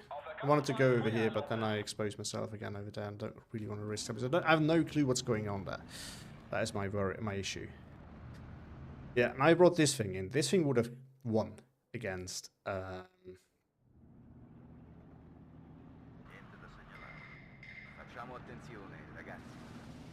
mean, if these guys are here now, and you can kill off that light tank. Now the big question is going to be, do we want to start bringing artillery? And I am pretty sure we do not want to do that, but what we might want to do is get... Actually, one of these may be better, because this thing will just delete my 233. This one, on the other hand, is not that easy to be deleted. Let's see if we can engage that BT. Maybe get another cheaper support gun over there. No, okay. Let's just engage it then. Still not see that. Oh, you need to reveal yourself now. Not ideal. Ooh. Can we find an angle here where we can... Yeah. Once again, I shouldn't really do that. Let's get some more EA in while we still can.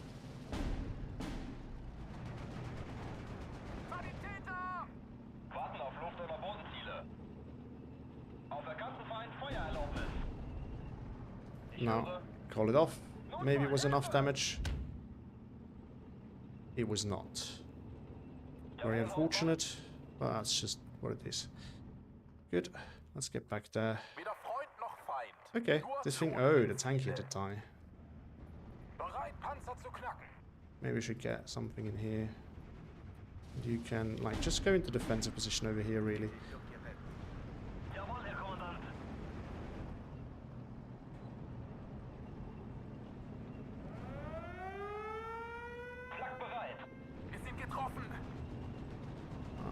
I think he will lose it for this.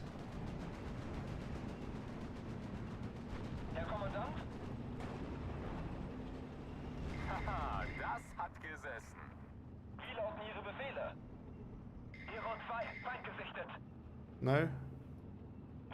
With the new resilience, they are so annoying. Hi, Emil. Okay, let's reinforce this actually. Excellent division choice. I wanted to have a go at it again. Oh, it's just out of range. It's unfortunate. It's paying attention, fortunately for me. With this thing as well, that should do excellent against those tanks. Pulling it back. I don't want to pull back over here. Then we're gonna go over here, and then we're gonna engage from this, because I don't want. I can't show side armor to the Zotka, to the T-3045. Otherwise, I'm doomed. Sturm now coming in. I need a recon that is more like up here. I can see better. Okay, this time he should lose it because I have two things here. Got the bombs off, unfortunately. Let's fall back. I don't actually need to be that far forward. I just need to be able to hold this. Oh, and what I can also do is I can send some Dutchman here and then actually cross this the moment it's uncontested.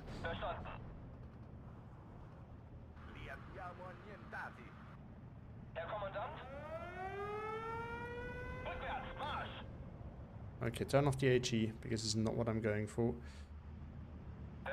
And let's move him.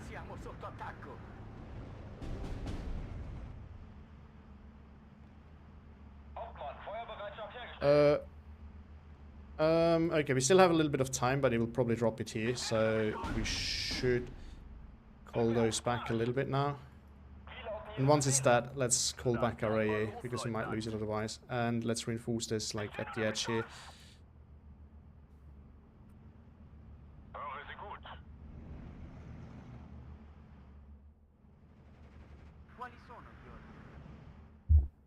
And over here is kind of quiet, so... Oh, there we go. Vorwärts zur Front geht's hier entlang. I think we might actually have an angle at getting this back, Gute Arbeit, considering how quiet it is. Like, there's not much happening, which makes me think that I'm not really actively going for anything over there. Let's cover this a little bit more. Ah, we can't actually see the soft car. Shame. What a shame. Where's the off map, by the way? Geben Sie Vollgas. Can't be that delayed, can it? Vorwärts und immer nach dem Feind Ausschau halten. Did he grease and wait until he saw a better opportunity and didn't see it? Wir dürfen keine Zeit verlieren. Siegpunkt erreicht. Raus mit euch. No, I'm not gonna buy it. Jawohl, Hauptmann. Yeah, it didn't drop by the looks of it. I really thought it was already gone, but by the looks of it, it wasn't. Just a bit surprised about this. Was sollen wir ohne Munition machen? Yeah, this is gonna lose now. What did he kill? Tiger! Oh. Oh! Yeah, okay.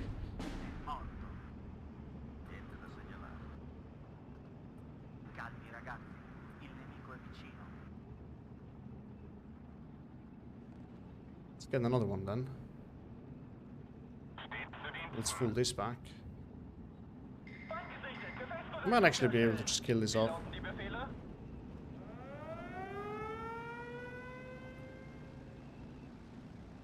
Bereit zum Feuern, Kommandant.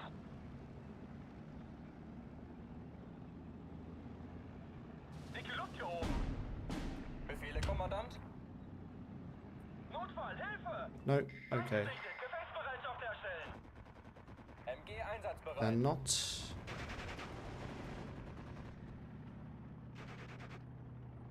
Marschbereitschaft hergestellt.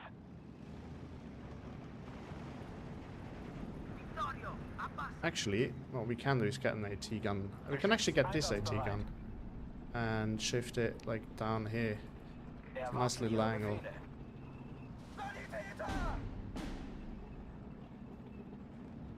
Was sind Ihre Befehle? Fuoco e movimento. Wie lauten Ihre Befehle? We can engage this. I mean, he's showing side armor everywhere. Then we go for an engagement from that side over there. We got this flag back, which is good. So he did. Oh, BT9 here. Machen uns bereit, Herr Kommandant. Zurück! Now it's gonna clear this out probably. No. Wir wurden getroffen! Yeah, a bit of a waste. We could have just cleared this out, and that would have, you know, helped him tremendously, because that means he gets this flag back.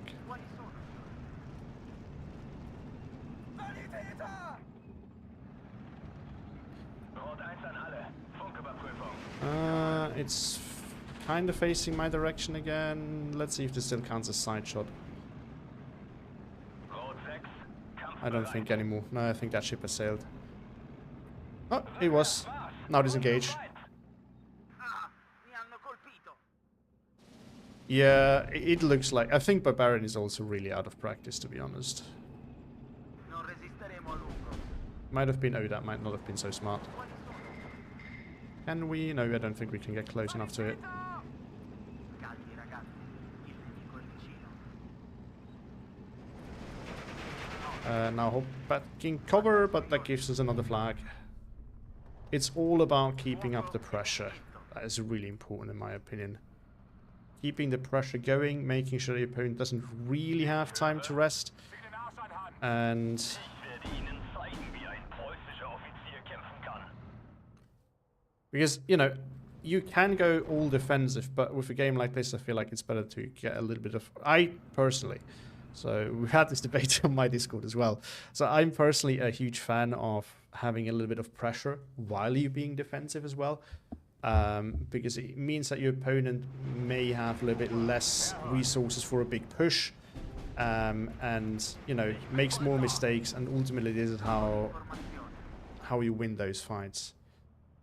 Do you play with autocover on or off? I have it on. And... the reason why I like to do this... Oh, he has the big guns out now. It's time to buy some artillery on our own. Let's focus this, please. He's going... Oh, he doesn't know that this is just a single 20 mil. Actually, he does. Verstanden. Volltreffer! Sie ist zerstört! Dead, you mind there. Volltreffer! Sie ist zerstört! Let's get him over there. Oi!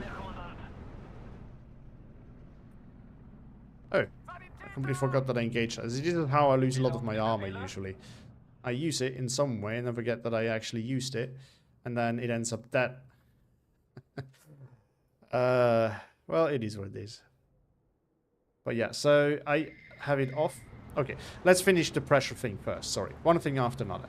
I personally like to have a little bit of pressure, even when I'm trying to really defend with balanced. Only, obviously, if it doesn't compromise our defense. And if I feel like we can afford it, I like to have it, because it will mean your opponent makes more mistake, has a little bit less pressure on us, and you know, more mistakes means easier for us to trade, which means easier for us to hold at the end of the day. But yeah, now on the other matter, that is the outer cover. Personally, I feel like... Oh, we don't actually need this here anymore now. Personally, I feel like it's better to have it on, sorry, because in my opinion, the consequences of having a unit not being in cover that should be in cover are worse than you know, having a unit being in cover when you want it not. And most of the time, you know, you can actively deactivate it. O is the hotkey, and I use that fairly often, so I usually don't say it. By the way, always feel free to, you know, ask me if you don't know why I do something. I do a terrible job at talking about why I'm doing things, and I really want to... This is one of my goals, one thing that I really want to improve. But yeah, so I often do it, I just don't tell it usually, so this is why you might not notice it. But I do it very often actually, and it is just... It's easier to do, and in every situation other than the deployment, because there sometimes it can be tricky. You can always just turn it on manually, off manually. But when you, for example, especially the deployment, I think far more often you want things to go in cover than you want things to not go in cover. Those are a very specific situation, which can cost you. I'm not denying that. It's not a perfect thing. There's no perfect solution here. But more often than not doing it, I think, is more problematic at the end of the day. I think this is what it comes down to. Because a lot of things, if they don't go to cover, they kind of suck. And then there's the few situations where, you know, for AT guns at the start, mostly, it's going to suck if things are in cover. But yeah. You have it on, use the hotkey turn off when needed, but then think about switching it up. I mean, you know, you need to do what works for you, but for me personally, turning it off has been the way to. The annoying thing is, even with auto cover turn off, yeah, automatically it nudges into... Oh, I didn't know that. But yeah, I mean, it's sometimes... Oh, look at that, I was right. There is not that much over here. I was absolutely right. No, I'm not going to buy an elephant. That's your strategy. Good old commando trait. Now something's over here, might be a tank. Let's go there.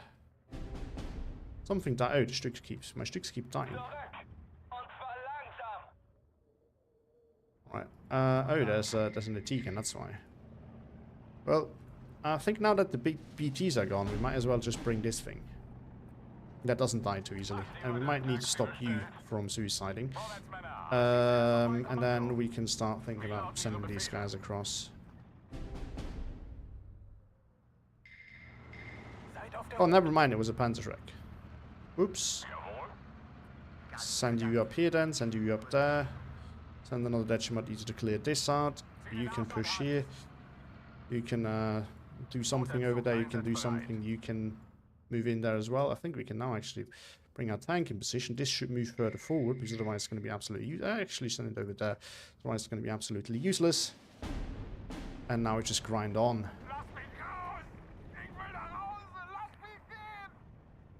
Panzerzug einsatzbereit. It's probably a stupid idea, but let's do that. Alright, and now we do got my wheel set. I should challenge myself and try to win before minute 35. Ihre Befehle. So let's do that then. Actually, we don't need that one as well. Over there. But here it's going to do it. Alright, time for the heavy bombers. Because we can. Oh, we can only get one. Well...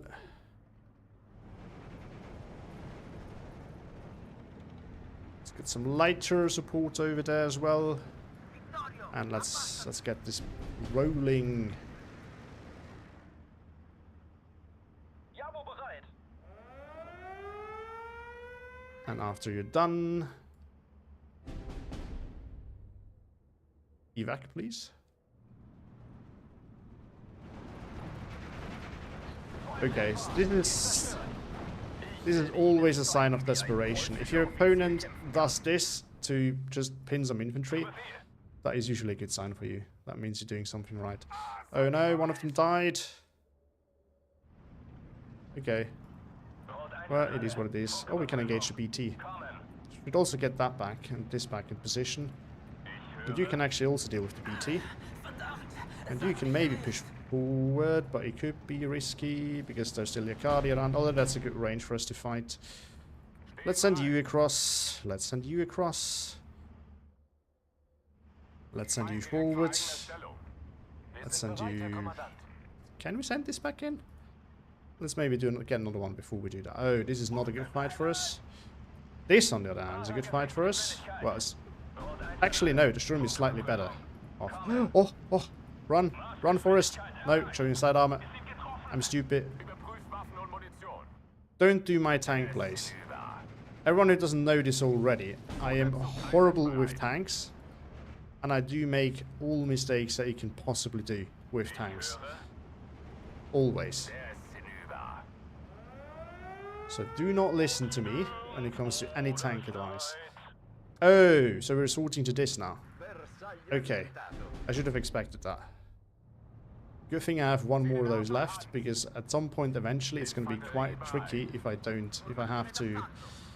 let's maybe pull the leader back a little bit, let's get some more dead. We also have these guys still.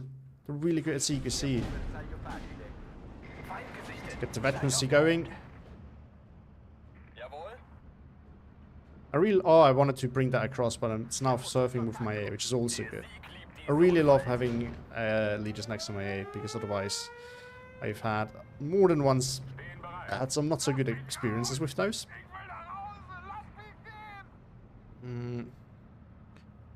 We're gonna find an angle for it eventually. Alright, let's see. What do we have there? What do we have here? You can, I guess, since there's a blob over there, just go after that blob. Might as well.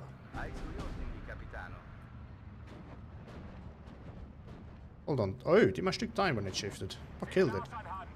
Something from over there, if that was my Stück. It was my Stück. Oh no, it's that one. You can see that. Okay, let's bring in my last Stück. Let's not bring in these guys. Because that is something that is called suicide, and we don't like that.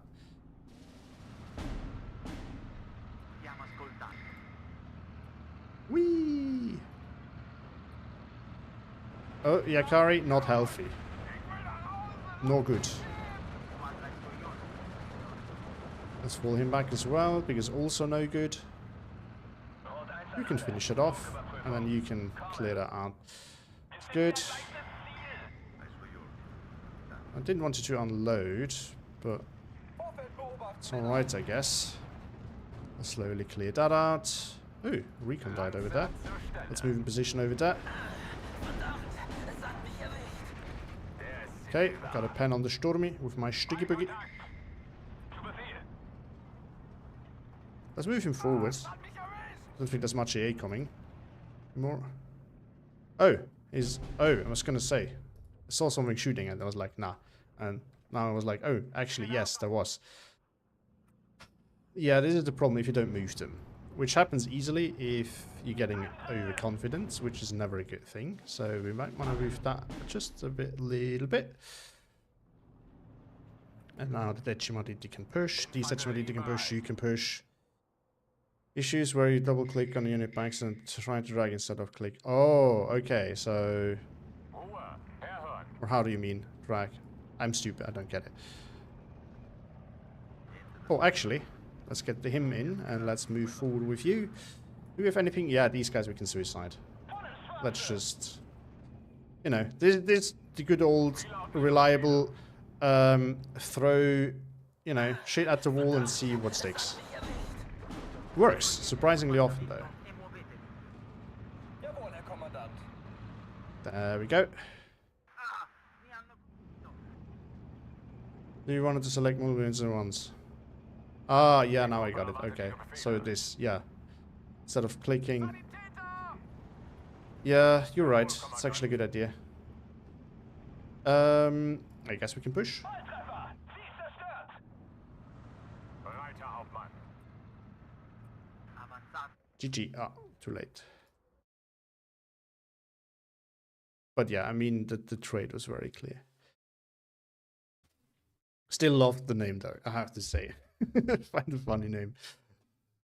If you run a player with this name in the queue, you don't know what to expect. We also have to admit, obviously, the matchup favored me on this map particularly. Love to see Panzerdivisione played though. It's a fun division. So I get to select all unit issue when I don't even double click. Yeah, I'm pretty sure I do as well, but maybe I'm also just double click. GG, GG. Yeah, I know it was you. I know it was you, Barbarian. I just say I find the name funny. Never mind. Nonetheless, I just Panzer for all time's sake. It's actually, I think it's still fun these days. Gonzo had some success with it in League, actually. But I played it once and it worked actually surprisingly well. I don't remember against who that was, but it was in a tournament game too. It's a decent player. But it is a rough division. There's no denying that. I also should play it again. Again, I played it once in that game and it was actually a lot of fun. It seemed to be quite decent, so I figured I might play it again. Which I've never done, but I definitely should. Alright, but let's now go over to the promised cast of some... it is slow, yes. Although, I think you have the Lati, don't you? And those are surprisingly useful. Yeah, those can zone out a little bit. They can't establish dominance like machine gun, though. But you have these guys as well, so it's not, you know...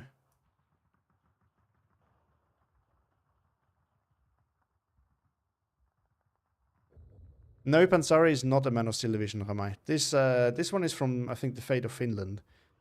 17th is the one from Man of Steel. But that one is not that good.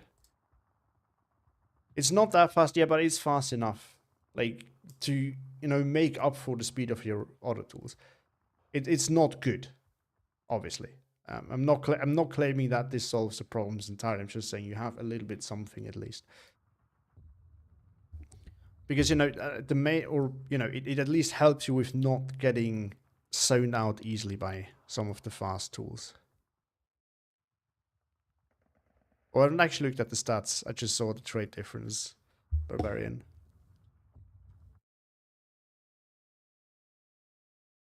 But yeah, there's no Barrett Santa. The Akari used to be best CQC on it. The Akari just got screwed over, I think. It just, like, before Man of Steel, I think it was good. But I was not that good as a player back then, so I don't think I could judge that fairly. But at least from, you know, what I remember seeing in Attack Powers casts. Then we had Man of Steel, which made infantry very good, but the Akari didn't get the shock trait. And then it got the shock trait and the infantry meta, and it's making the Finnish divisions again a little bit weaker.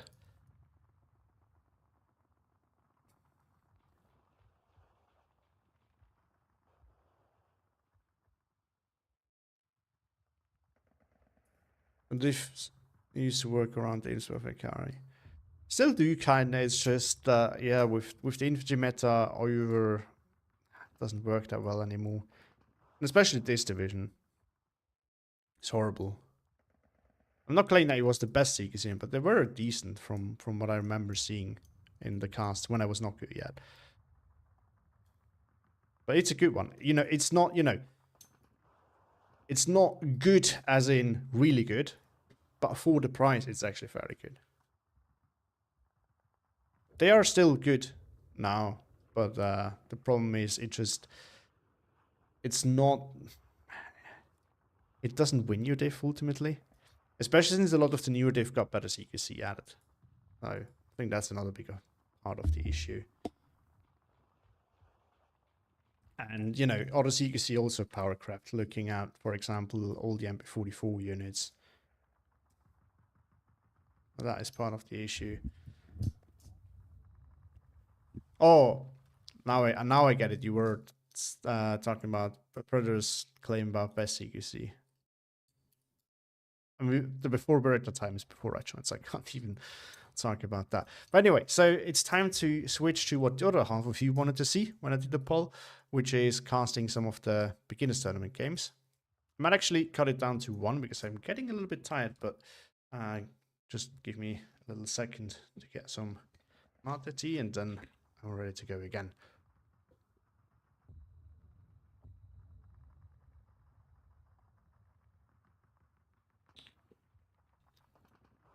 So, oh, we got Bober. Hope it's fine for everyone. Or is anyone in the chat strongly against seeing the map again? Whereas this is a game that someone are still here, Sino, so that you can see your game getting casted even. That and having it, you know, ready at hand already was the main reason why I decided to do this one on stream now. But if you're not actually here, then I might as well just cast another one and do this in a video, which was my original plan because it's a 50-minute one. So that's actually quite good for a long video, my opinion. But yeah, so this is from the beginners tournament. This is two relatively new players, or, you know, we have some players, and I think one of them told me he was coming back, but wasn't, you know, hasn't played in ages. So that is the kind of player we're talking about. So it's long-term, not so good players and new players. And I really like casting their games as well, even though I've not done that many yet, because, you know, it's a great learning opportunity for players. And I know that I don't do that enough on my channel. There's not enough educational content. There's something on its way for that. But, you know, at least... But I'm not the best at releasing guides. What I at least can do for these players is, you know, do some explaining during casting. All right.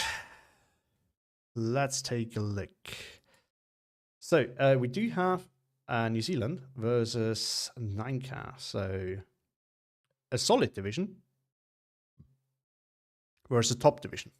Sorry, I have some carbonated mate drink and it makes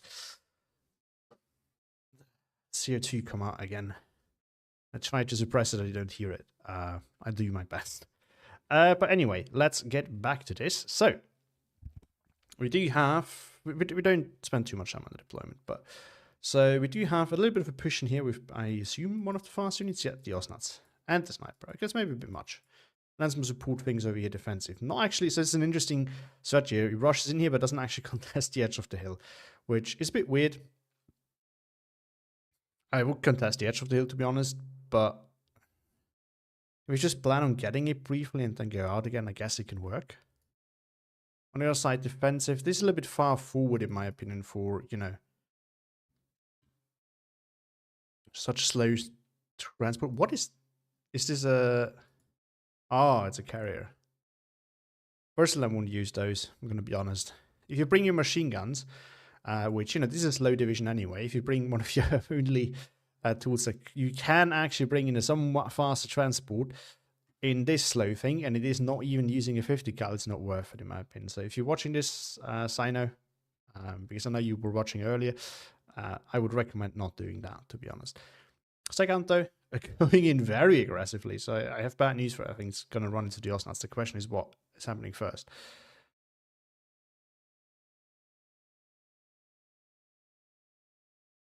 Oh, we have a big question here. Okay. I might ask, are you good at Finnish diffs? What Finnish diff do you prefer? And what about the Romanians? I was wondering, as I don't play small country diffs, like which stronger axes or allied Romanians.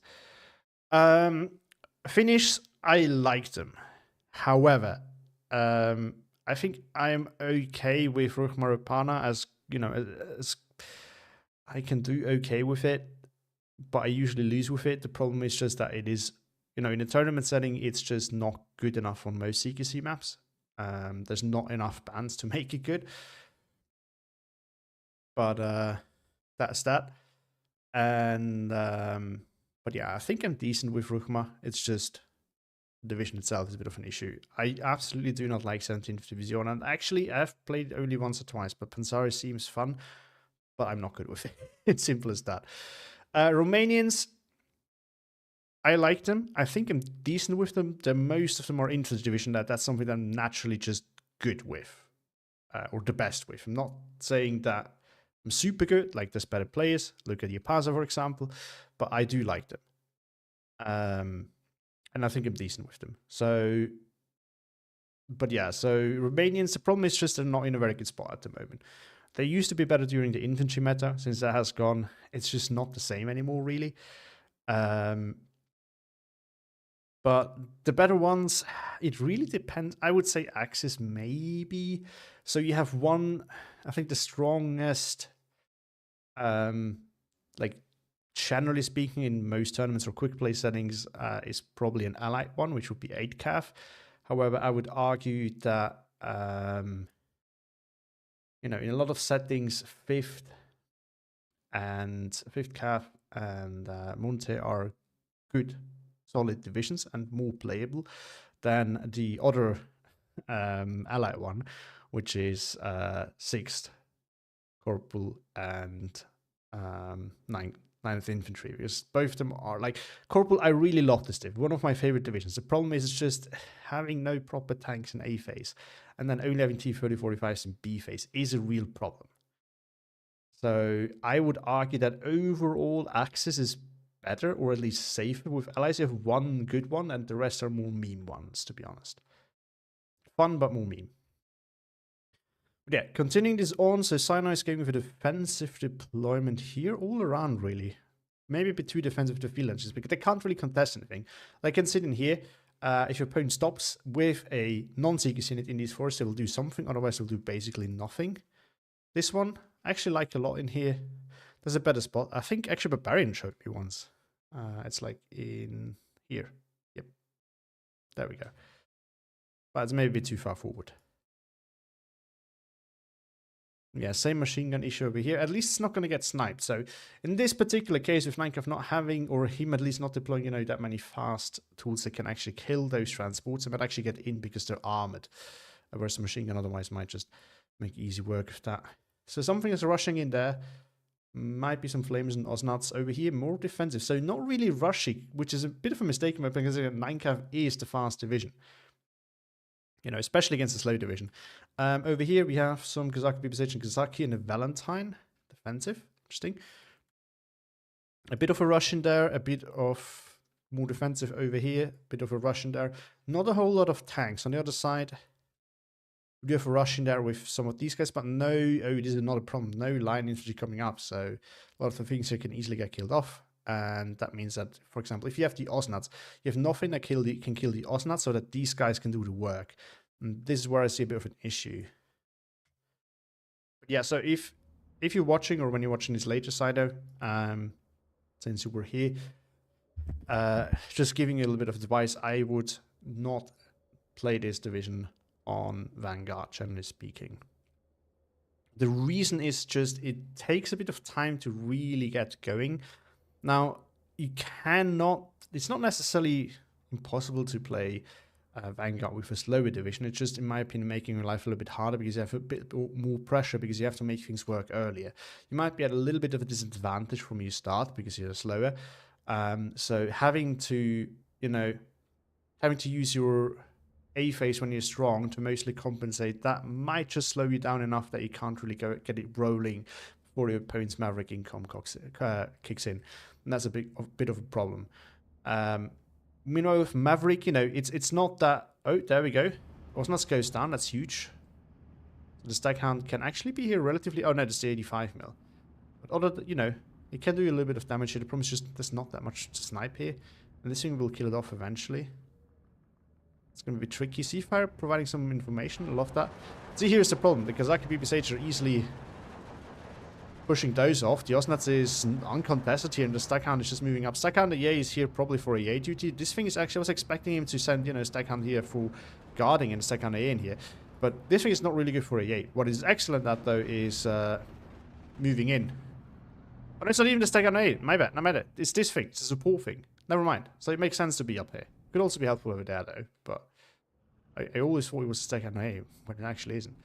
Staghound over here doing some work, but the 85 mil is moving in. It's an interesting situation, not one we see every day. The Valentine is also about to arrive, though. Yeah, Staghound just can't really do enough damage in time. It's not, you know, it's not the 20 mil card that we had previously in the game. Staghound over here, getting some work done, surprisingly.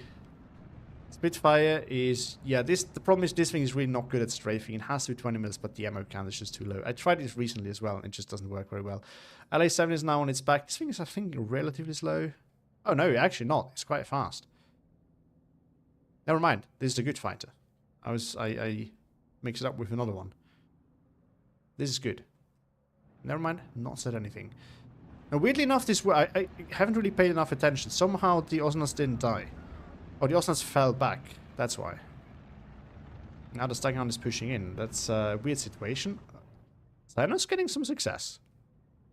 Which is impressive, because I would not consider this to be the best unit selection for deployment.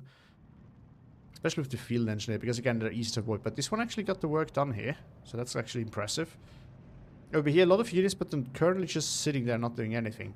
Truthfully, so this forest patch, in my opinion, is really only worth fighting over when you need to get back into this flag or to defend it. Because this flag is super deep. Your opponent can just push, like, you can move in all the way through here. Unless you have this and can cut it off, but even then it's not that easy. You can most of the time just move something in here and hold that flag from behind that forest patch. So it's quite deep, so you have quite, you know, some ground to cover. It's usually not worth it, in my opinion, to push. It's a different story if you have all of this already. And, you know, you want to generate a little bit more pressure. But as a long-term thing, it's usually not that good of an idea. Silly gets the 1311 on Dr. Damp. Now, what's going to be important for him, though, is he will have to make sure, so I know that I will have to make sure that he either gets a 15-9 or he can fortify enough that Dr. Damp, when he gets his Maverick income, will not get more than a 14-10. That also works. In my opinion, if you play Vanguard versus Maverick, you don't have to go full aggression. You can actually afford to go a little bit more defensive, which sounds counterintuitive, but you get a little bit of a tick going. You make sure that you fortify well, and then you just trade your way. Because usually, very often with this income matchup, it's actually going to be a long, grindy game. So if you decide to not go for a super deep push, and focus on trades earlier, you're better off in the long run, basically. Instead of, you know, pushing deep, losing more units, getting to 59 for a brief moment, but then suffering from that by getting pushed back easily as well. More easy as well. Ultimately, the more units you have on the field, the easier it is for you to trade, right? So you have to pay attention to that. 225 pounder now coming in. Positioning is, I wouldn't put them next to each other because then they can easily get counterbattered. I would never do that for any artillery piece unless you use an artillery leader with it. But distance seems okay. You definitely don't want to have them back there. I would take, if they're for this area, I would even maybe put them close, like up here or something like that. And does he have radio? He has Lido, so he has radio, which is important. Now the push over here is actually been working decently well. There's two Sherman. He's using it with a fission shot. I don't know on what level, but it's... I think the green one, not the green, the yellow one is not that low, which would mean it might not shoot at things it could kill. But I'm not 100% sure. T2 coming in, a really good plane. I'm not sure about the Spitfire. Oh, he's going for a strafing. No, go for the Tu-2. Especially if the opponent, you know, forgot to call it back. But this thing is a monster. And honestly, Western Allied, oh, this is not a head-on fight you want to take. I think he might survive it.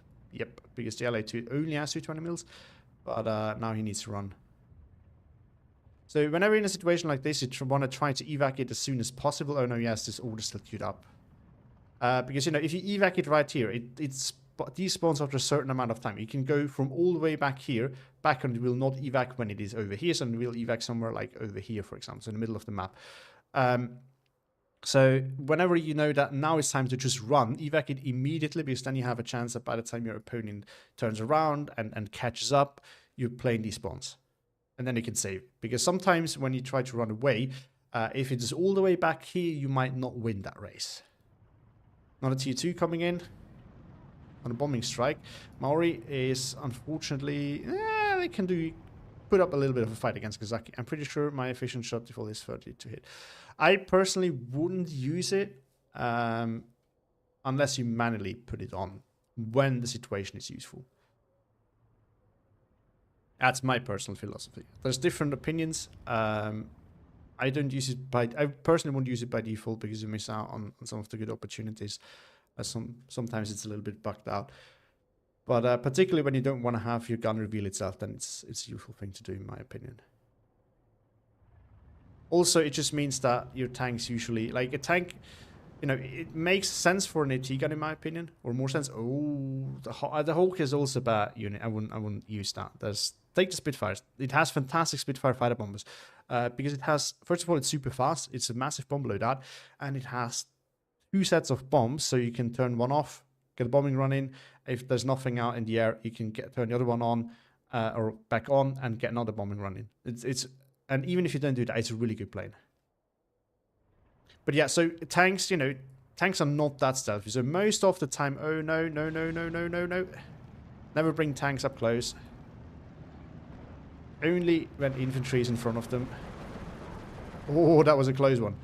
But yeah, so the reason why I say this is tank is not that stealthy. It's most of the time it's going to be spotted anyway, so I'd rather have it shoot back and at least have a chance of killing something than not shoot back and deafen and just die. Right.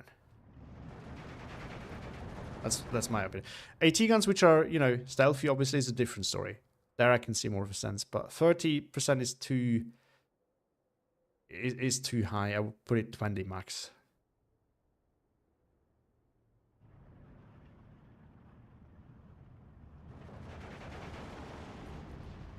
Oh, it won the fight weirdly enough against Valentine. We kind of missed that, but it's actually impressive because Valentine is really dangerous for Shermans up close. Osnat's coming in. That's probably goodbye to the Sherman. Once again, try to pull it back every time. Yeah, there we go. So every time, you know, you reach your front line, the infantry is lagging behind, especially if you don't know what's in front of you, pull it back behind the infantry. You can always re-engage if something is fighting your infantry and you actually happen to need that tank. But if you have it up front, something like this is prone to happen. Not just in this case. It's a general thing. Oh, now the Flamer is pushing in. It's probably going to surrender the Digger Spear, and there we go. But this, you know, this is a good example of why this is a nice position. Amora now opened fire. Lost line of sight, unfortunately. Oh, because of the smoke. But, you know, this is why this forest patch is nice, especially like this position right here. It's turning more into a coaching session, but I hope everyone watching this is fine with it. But, you know, while we have the person who is playing also watching this, might as well trying to do that a little bit. So we have reinforcements coming in here. So I don't really know what the plan here is. I assume they're pushing to there, because this one is not really realistic. Because that can make sense depending on what information you have. If you have none, it might not be that good of an idea. Yeah. I would... So it's a bit tricky because everything is in buildings, but I would, you know, send something forward, maybe like this, as for a little scouting attack, and then maybe some infantry first, and get artillery ready before you do something. Like if you're pushing a town part that you have no idea what's in there, in my opinion, artillery support needs to be ready, which is okay since something is here, but you would want to have radio over here as well, so that is more accurate. Because then, as you see things that you can't get past, you can start using artillery to dig it down. Or maybe you have a plane at the ready, that would also do the trick. The 122 now coming in on Dr. Damp's side, and he's making a mistake of using the absolutely horrible transport. It's possible that it gives you that by default, which would explain it. Caradrome is coming, so this would definitely win that CQC fight for good. Over here. So over here we do have more units coming in. Now one thing that's important is that both of us would need to come closer, which, okay, it's doing, so that's good. It's an 85 mil though, so some AA is there. Now over here, nothing really happening. Oh, the pushes, yeah. This push is way too aggressive. Just sending them in is definitely a bad idea. You want to, you know, unload them like somewhere over here at the very latest. Even just driving them there, if you have no vision whatsoever, it can be critical. But, you know, you can drive it like somewhere over here, then unload one. You can have the others, you know, like waiting back here in the truck. Maybe not, you know, here where he has line of sight, but like maybe in here. And then unload one and walk it forward just to see what is even there, what is shooting at it. And then when you have an idea, then you can go for more. G2S, yeah, trying to chase a little bit too deep at the LA. No, don't switch targets. Focus on one thing, which I think it might actually get at this point. Yeah, gets a kill. LA7 should not get a kill here because it's frontally and the LA7 can't chase because both is there. So actually, one C5 lost, but I would argue this is a better, more of a windful sign of that is from for Dr. Damp, which still has a 13 line at the moment. Domko says, other option is Matador supplies are wrecking. If I remember correctly. I do think there's more, but I'm not 100% sure. Also, by the way, if you want to have like a real infantry push here, I would recommend having some Maori with you as well if you have them in this division, because the Digger Spear are obviously not that good. They're useful to have around because they can deal with tanks. Oh yeah, don't send your tanks in before your infantry hasn't cleared it out. Oh, and he gets a Sherman too. Oh, that's a massive kill here. That is a push that, you know, might get into the flag, but it will probably crumble very, very soon because of that. More coming in and another Sherman. Good. Over here, artillery. So Dr. Damp making a good decision here with his SU-76. He had called it in earlier since, you know, he hasn't lost his too hard. And it was a good call because it seems to be serving him quite well. These guys, I was going to say they're silent, but they're back and operational. The issue I see here is it's not in radio range. So I personally, you know, the game that I casted recently, that I played against the Panzer is a very good example of why you shouldn't do that, because they didn't do enough damage there. You shouldn't really use them outside of radio range. If you keep them almost spamming on a target that doesn't move, but your opponent can move it or fully back, it's part of the issue, then it will eventually get killed. It's not that he can't, but it's going to take quite a while. It's not going to be very efficient. Oh, there we go. The push has already been stopped again. T-70 Rozvedka and the Valentine have come in. Oh no, the Osnat's still alive actually, so that probably killed off that steward.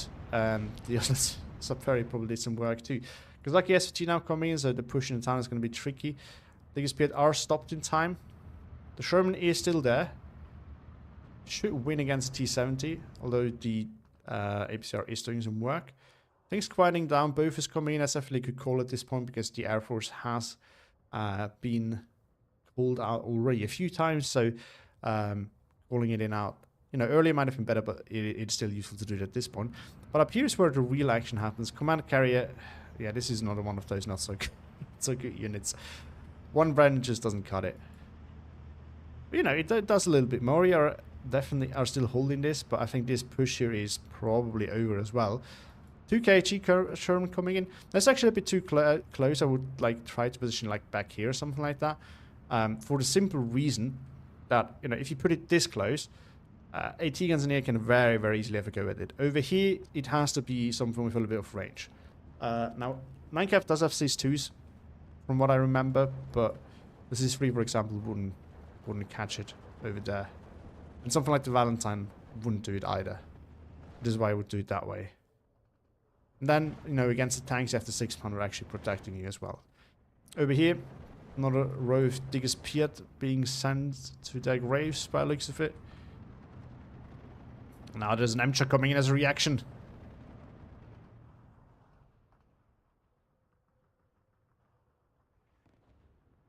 South here still quiet. Oh, Scouts Pier coming in. I mean, I actually like the plan here. So, you know, you don't see anything over here. Your opponent has not done anything here at any point. Now, he's actually a bit stronger than I think Sanna might think at that point, but it's a reasonable assumption to assume that he isn't. that he has not basically nothing here. So building up a push there, I really like that concept. I will probably stop reinforcing this though, since it has clearly been stopped. So in my opinion, when it comes to continuing pushes or not continuing pushes, you always have to look at how it looks at the moment. If your push is going slowly but successfully, continuing to push may be worth it. It depends a bit on, you know, is there a flag for you to grab? Are there more than one flags to grab? Is it realistic that you can hold that position that you took? And, you know, if the answer is, yeah, there's a flag, yeah, or maybe there's a multiple flag, and yeah, you can actually hold it, and you're making progress, then, you know, reinforcing a push that is struggling can be worth it. But a push that is not even progressing is not a push you want to support. This is just, you know, you have to call it off if you accept, okay, you've had some losses. You're not going to get your cost back there. Just, you know, cut your losses, go somewhere else. So this is actually good, but, you know, it would be much more successful if you had more things over here. I see the Valentine as being a little bit of a problem, so you need to be patient with this one. If you are, then this might succeed, but you definitely need a tank, which is not coming. This is one of the bigger problems. So, because now, with those pushing forward, you actually announce it to your opponent. He now knows, oh, something is coming. So you want to be ready for a follow-up relatively fast, and you definitely need armor support if you don't. So if you don't know what's happening, and don't take my games as an example, because I very often don't do this properly, because I sometimes still play like it was the Man of Steel meta. Try to have a tank ready to support you as well in your push. Don't just go in with infantry and support units, unless they have AT, obviously. So Expander is pushing a little bit too far forward. You know, like here would also cut it, by the way. But if he gets in, it's a nice position to be in. That's also a little survival expert, isn't it? Now the push is coming, but again, the Valentine here is going to be a bit of a problem. Because this thing, the Stackhounds could maybe kill it. But you also need to send your infantry first so they can see what's there, and then you can follow up with your armor tools as well. Because, you know, it could also be an AT gun, for example, then you can deal with that with your infantry. Or at least you know where to position your armor. Actually, 25 pounds is being moved. Love to see that. But now we have the 122 coming for off map. Counter battery, sorry. Which is a good counter battery. Guess what here? Oh, yeah, slightly win that. Pushing forward. They do not have AT, so they can't really do anything against the Sherman. Which is good. Yeah, now the push is already stopped. That's quite unfortunate there. Again, if you had not, you know, sent resources into here when it was clearly not working, but actually diverted everything over here, I think you would have made some good progress over here. And the good thing is, if you take this, then you have a good, you know, overview over the town, which then maybe enables you to actually push for this again, because you can now cover for the town. Or the 25 pounder goes down, so Dr. Damp has a good go with the counter battery right there. Osnat's just zipping through. Oh, massive pushy coming for Dr. Damp, actually. Just the leader left there.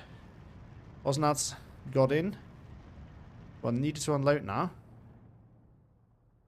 It's a slow, grindy game. Sayonar's still getting, or again, getting a single tick. But it's not very good progress. And there's really only Maori in the biggest pit. And Maori is basically dead. Holding against a massive force. So Dr. Damp being a little bit too slow with pushing. He probably assumes that there's more here. But it's actually a little bit dangerous. Now, not that the SU-76 couldn't kill the Steward. It very easily can. But, you know, Steward can also kill it. If this thing is getting caught out of guard, and that would actually be quite devastating. Now Mori is definitely not a CQC tool. I wouldn't do it that way. It has, you know, it has 2 Thompsons and shock and 2 MP40s, but it is not good enough really. This thing, no, it's also not good enough. It's just going to die to TNT now. So this is about to get lost. This is now definitely where reinforcements should get in there. Dr. Damp, meanwhile, continues, no, just slowly reinforcing the south, slowly pushing up north. He's taking his time. This front line here is immediately telling Dr. Damp that there's actually nothing on the flag itself, because otherwise the front line would be like somewhere over here. So this is the next logical place for him to push, actually. Yeah, I know, but look, at the end of the day, so for everyone watching this later, he says that Sagnisson gets a total of 2 CQC card, and one is Finland's the other day face locked, which is true. But so whenever you have this situation, first of all, you have to be very smart with where you use units. This is part of the reason why I'm not a huge fan of using the field engineers like that, because you need to use them where you really need to fight over CQC, and you want to use them in very focused areas because you run out super easily.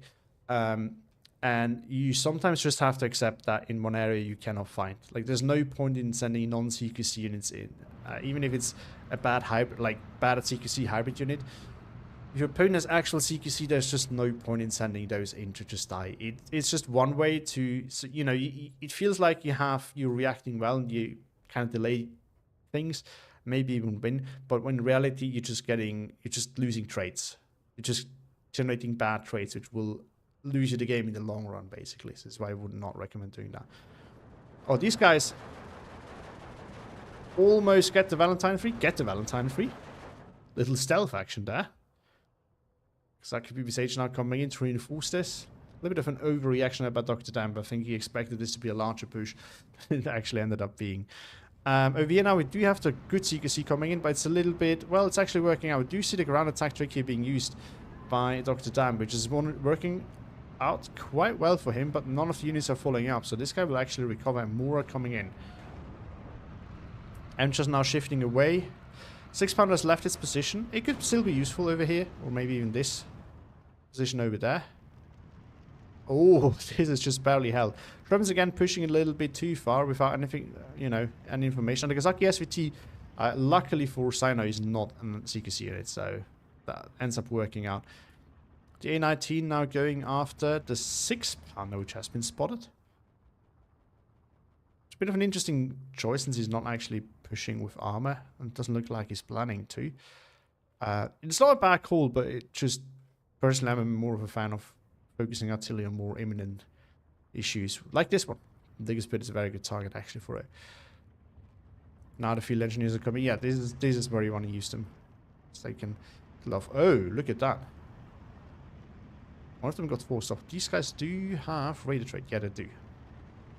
But it won't, you know, there's no flag here to grab anyway, so it won't matter that much. But it will matter because of the fighting. Curious what happened to the other one, though. Oh, was it in this transport? No, that's a stag hound. 17-pounder coming in. A bit of an overreaction since it's just a 6-pounder already, so I personally wouldn't do it.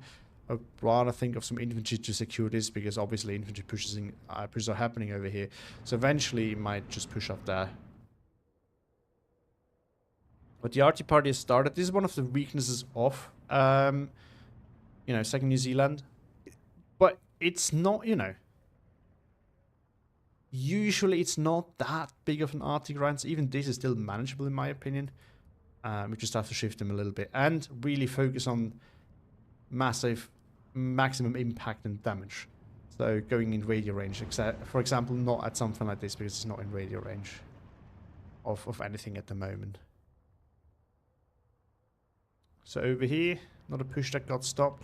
Yeah, you really need to. So again, I'm not meaning this in a. I mean, you suggested it, so I think you knew what to expect from me when I casted it. I will be critical, but not don't mean to, you know, shame you or anything like that for this. But you really should. What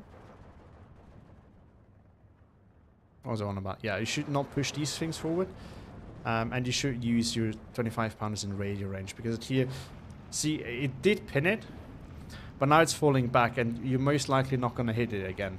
So it's just a lot of waste of ammo and time, whereas this thing in radio range can actually do a lot of damage. Like if you, for example, right here where you would need to win that flag, like your opponent did, if you focus on this area, like your opponent did, but for you would be this area where you can, you know, the front line should tell you something is there. I think it's a very good plan to use your 25-pounders like that, because then, you know, you get to keep a flag, which matters for you at the moment since you're on the back foot.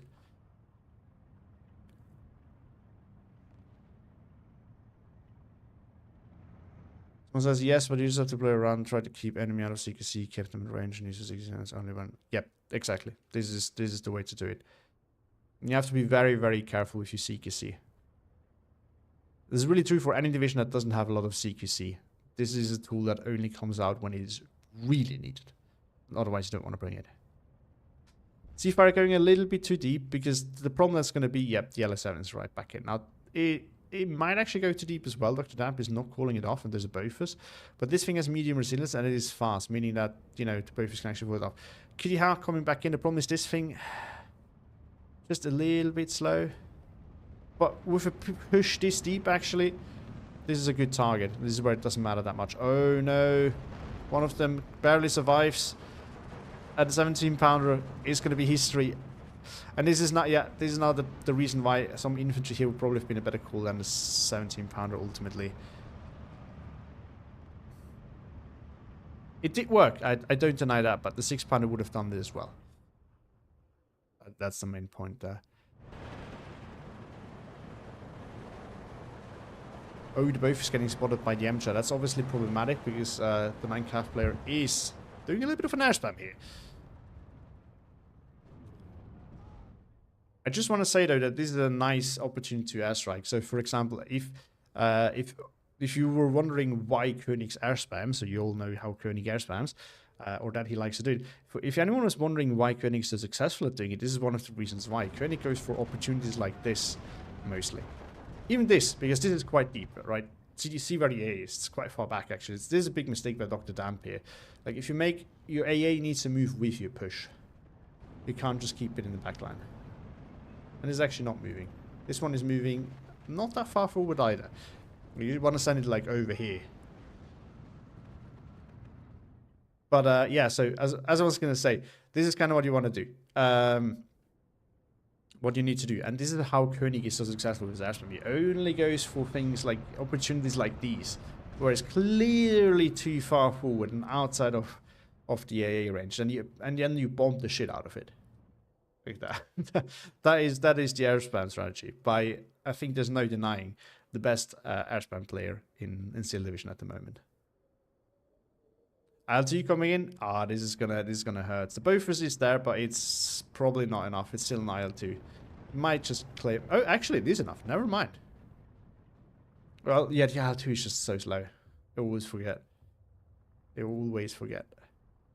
And I hate them Bofus a lot. They're not that bad.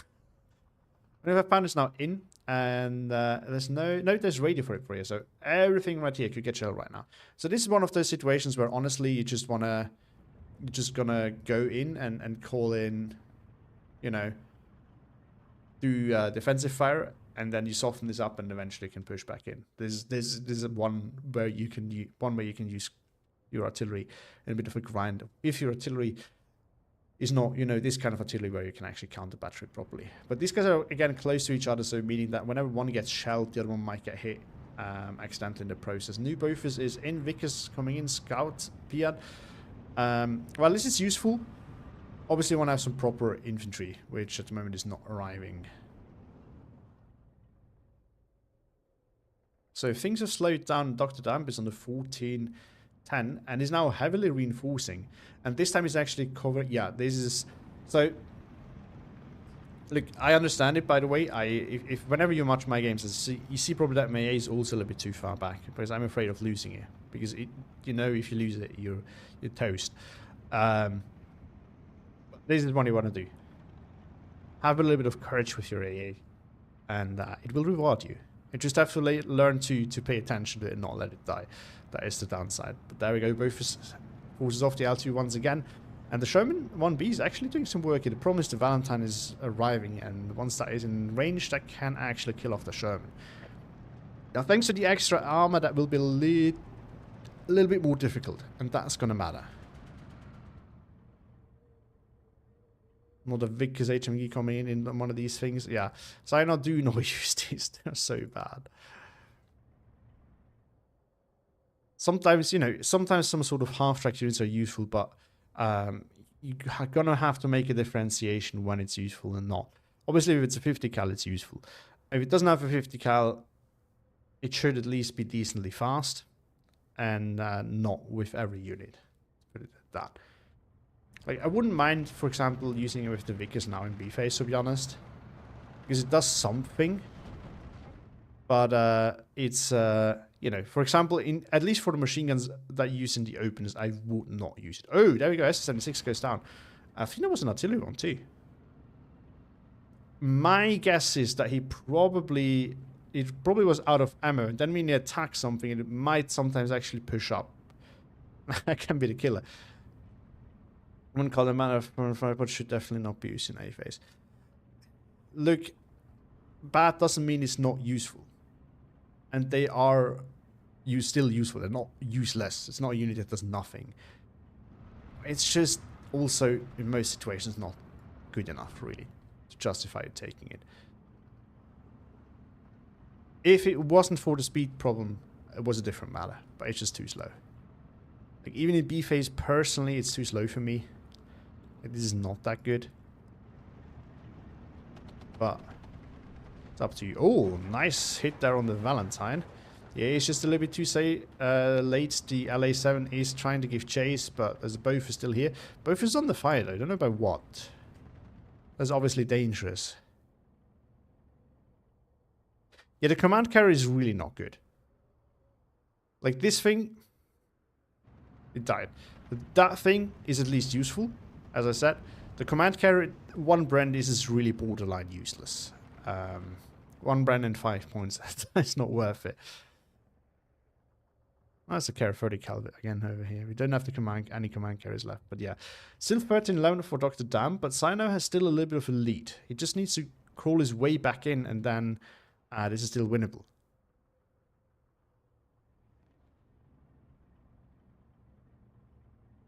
Both these suppressed again. The A19 is struggling surprisingly to kill it. Seems actually quite decent at counter battery, but you know, more. Ah, no, we have the oplights. Yeah, you can't take the diggers in B phase, and it's pinned again. Yeah, you want to fall those back because you know. Now, what a timing! This one has not oh no, it might have been resupplied. Okay, so it has been used, but yeah, it needs to be used more. Again, so whenever this is for anyone watching really who wants to learn from these kind of opportunities, whenever. Yeah, but kangaroos are, you know, they have a 50 cal. But yeah, so whenever your artillery is just silent, you don't know what to do, just take an area where you want to grind your opponent down so that you can push, or where he's, you know, having a more of a defensive, not defensive push, but, you know, very, very slow push with a lot of things like support tools that are a bit more stationary. Put on defensive fire and your artillery will start working on that. So you always get some value out of it. Obviously, that is if you have enough ammo for it. Otherwise, you don't want to waste ammo that way by not focusing on something. And then, if you have no idea what to do and plenty of artillery that is not used and plenty of ammo, just put it on fire at will. As stupid as it sounds, it will do something, and you will be surprised how much it will actually do at the end of the game. So those is quite useful. I believe every single in the middle was concealed to me. Yeah, just put defensive fire down, you know, send one unit in to reveal things and let your artillery do the work. Oh, massive force here. T2 going after the Bofors. Is this thing also going after the Bofors? I mean, you can strafe it, I guess, but yeah. This is the point where you have just one AA piece, and it's also Bofors. And there's a lot of planes out there. Nicky the Ark gets forced back. Oh no. Even gets killed off. Yikes. Bofors, surprisingly enough, survives, because this thing's not that good at strafing, and this is also not so good at strafing. The Sherman 1B on the run is still alive too. That's actually impressive. In the center you have the church. If you want to put recon there. Yeah, true, this one. He actually has a Vickers there. But the problem is anything that's hidden in buildings you're not going to see anyway. Like, this will not reveal things that are hidden in buildings here. Especially not radar units that are super, super stealthy. So, pretty much forgot about this. Ooh, spotters now coming in. 2-inch carrier, love that. This also helps you with the CQC situation sometimes. If you like smaller forest patches like this. If you're a long, deep forest, obviously that's not really true anymore. Sherman, oh, I can't see the M-shot. That's weird. Because, is he bugged out somehow?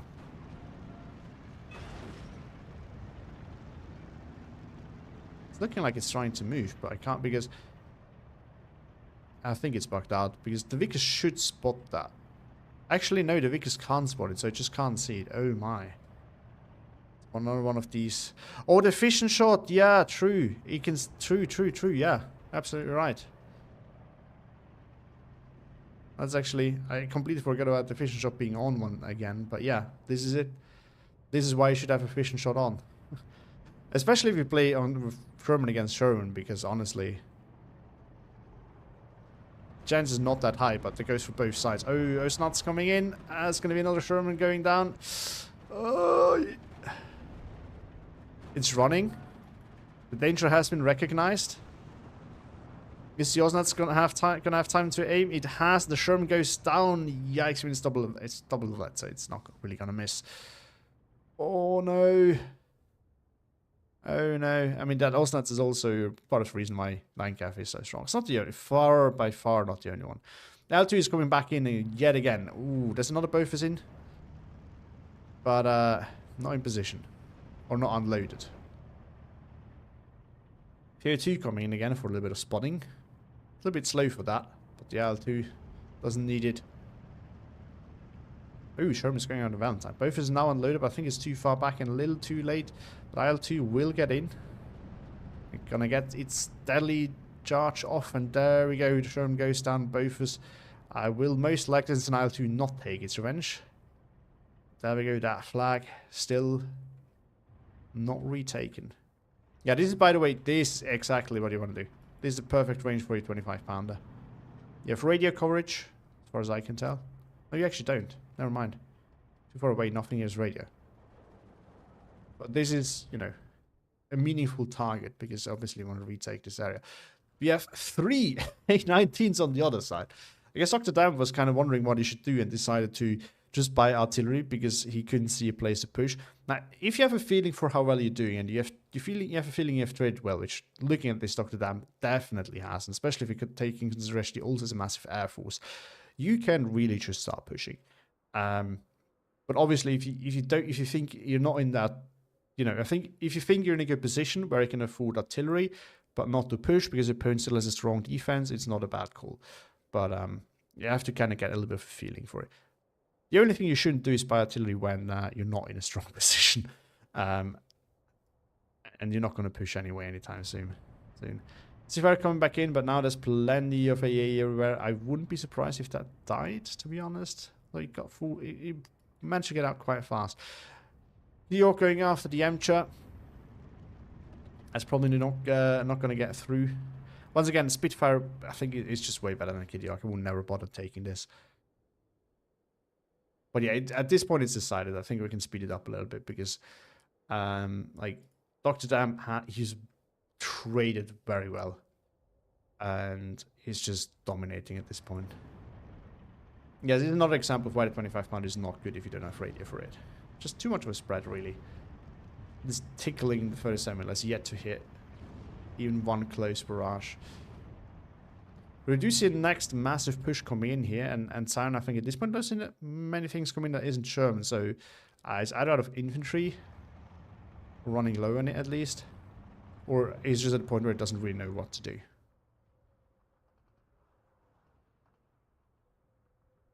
Oh no. Still not still that it is. Yeah, I see what you mean with feeding Shermans in there. Why one against the Emcha? It's not getting killed up by the Osnats just yet. Oh, but the 25 pounder is slowly getting thinned down. Oh, by the way, major mistake here also. Do not leave your supply next to your artillery gun, because the supply is way easier than your artillery piece. And if the supply dies, it actually explodes. Meaning, we might actually see that here very soon. Meaning that it will take the artillery piece with it. I'm going to spread it out a little bit. Okay, we're not going to see it because we got lucky enough and it ran off. But yeah, don't do that. Oh, yeah, okay, the Sherman died. Another Sherman pushing forward. There's no Osnats here this time. One against the T-34. It's quite nice. Oh, the air spam continues. Something was just hit. Another L2 coming in. And getting down by the Seafire. Let's go. 14-10 still, though. Dr. Damp, yeah, I mean, with those trades, it's not gonna It's not gonna happen. There's no comeback for Sino that I can see here. Gosnats are up close. Yeah, are those on a move order? Yeah, you don't want to move that far.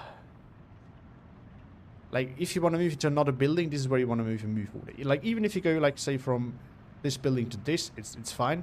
From this to this, it's fine. But you don't want to move all the way. But you only want to do that move order if you don't know that if you know that there's no enemy directly there. Otherwise, you always want to use attack move order. And now the arty party continues.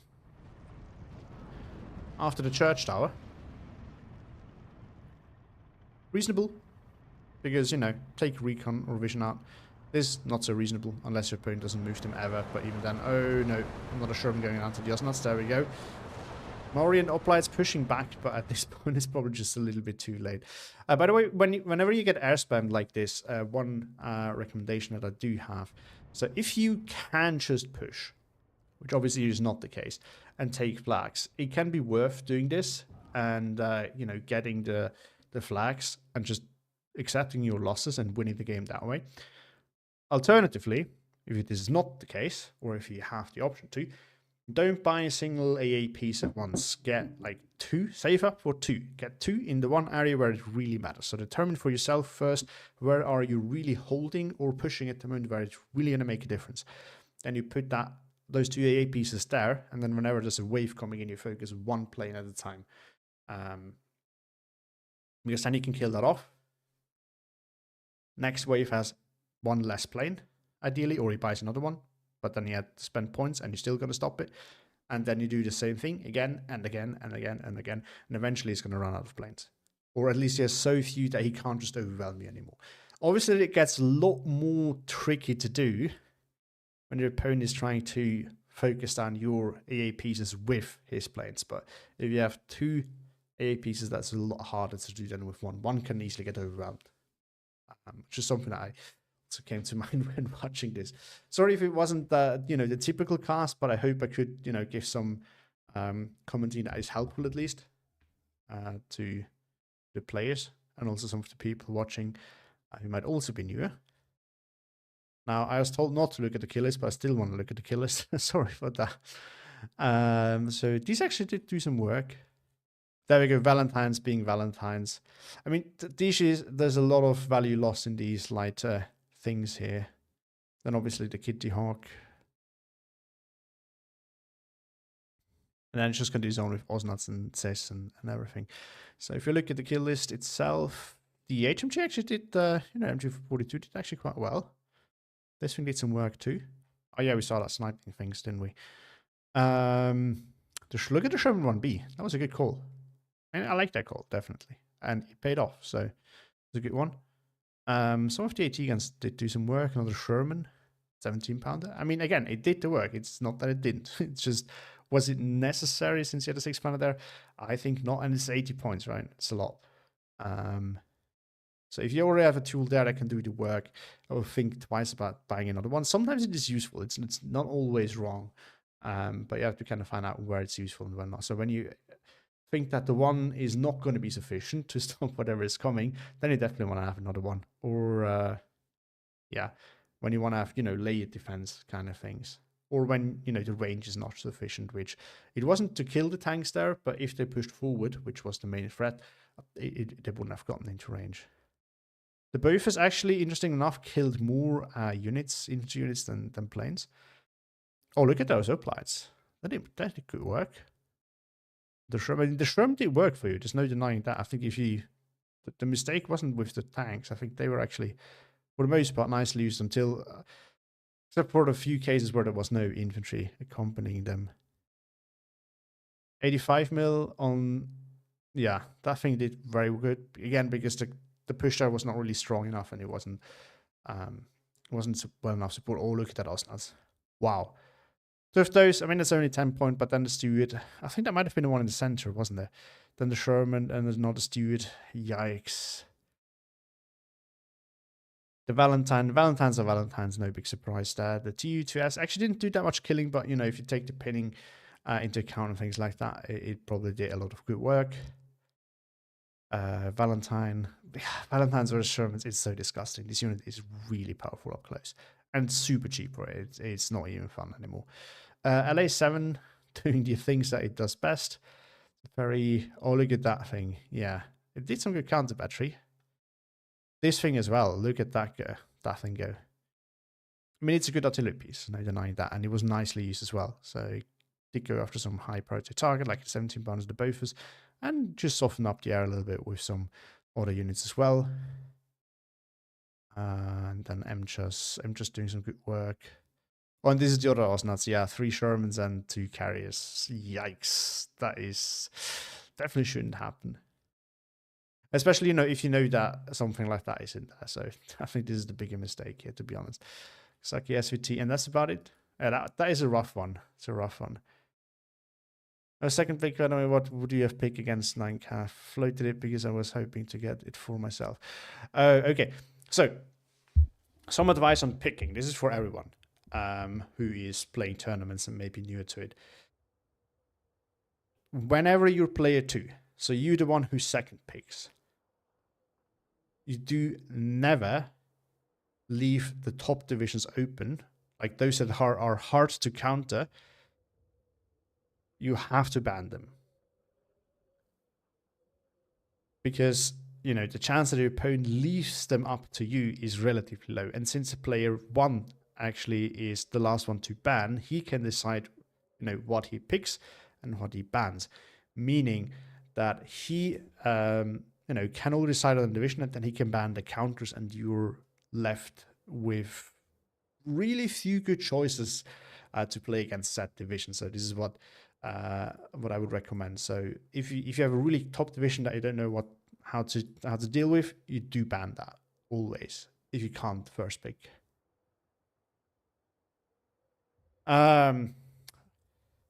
Okay, that's fair enough. I mean, it has to be said, in the beginners tournament, there's not enough ban to ban every good division. But when you leave good divisions open, you have to have a counter in mind. So you asked what I would have picked. Since we can play Axis or Allies, I don't know without the bans, but on Boba specifically, obviously if it isn't ban SSP, that is a serious option. I wouldn't necessarily go for other Soviet divisions, or if so, it should be fast and be able to deal with the spam to some extent. Or just deal with the spam in general. Like, honestly, I think this would not have been a bad counter. It is very symmetrical in many ways, which is a bit of a problem sometimes, because it means you don't actually have, any area where you have a disadvantage really matters, because none of your other tools give you any difference. But this is a solid one. You have some good light armor that you can use. It's not that fast, that's part of the issue, but you have a good mix of Shermans and Valentines in a T-3045, which can outrange 9K a little bit. You have the off-map, which helps on a map like this quite a bit. So this is one thing. If you just scroll through it, that is an option, Series 1. Morskaya, I wouldn't do it. However, it could be a counter pick. It's a risky one. This is a risky one, but you could do it. Because your infantry is quite good. And you get some cheap and versatile options as well. I think you also get like these guys are not too bad actually. Kind of on the same level really than the Kazaki. Your armor situation is a bit of an issue, but you get plenty of Osnats yourself. I think there's another one as well. Yep. Also in fast transport, so the speed is not big of an issue. You have a massive off map, so you can wipe out a lot of 9K tool. You can air spam it, which works to some degree, but it works at least. Armor is a bit of a risky thing, but 9K doesn't have a lot of light armor to take advantage of your weakness against that. So this actually would be a solid option. Then a 42nd, honestly, I think is not a bad option either, because some of your heavier stuff is something that 9K will struggle against. Again, you have super efficient artillery to deal with those lighter units. You have an off map. You have some air. You have your infantry is really good actually against it.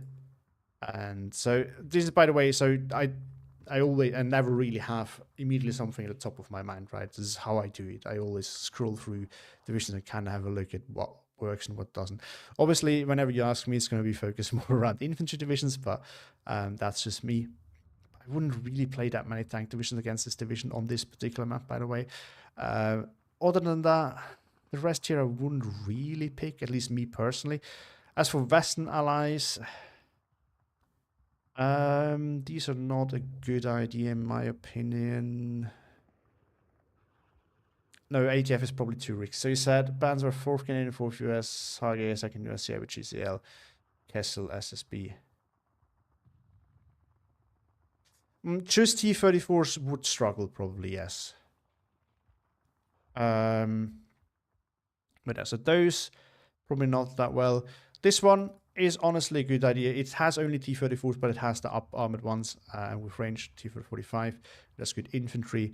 It has good air force, good artillery. It has some light armor that can work.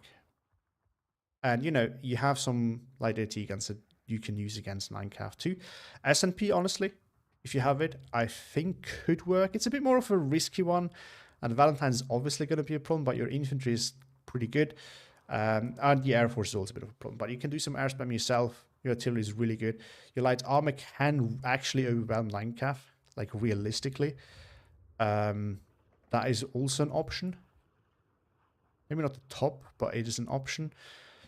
These I wouldn't bother with. I'm seriously considering Esti, to be honest. I know it's a bit of a meme pick, but hear me out. So first of all, it can deal with the Valentines just fine with the Churchills. Churchills will also do well against the Shermans.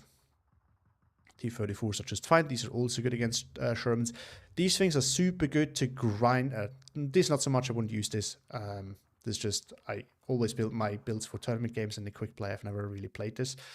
But the Intruser is really nice to soften up, you know, areas where opponent bunches together. And then those towns is also the reason why the off maps are so good on Bober, in my opinion. Because you always bunch up in towns. It's hard to avoid. Or on that forest part where you're fighting over at the start. You have the usual Soviet infantry, which is not great, but also not horrible against 9 really. You have enough secrecy to go around. This thing is really good to also stop some of your early armor issues. This, I think, is not a bad idea.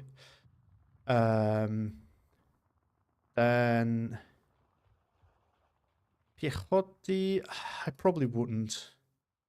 Although this thing can work, you can use those against your against the what's it called, the Valentines.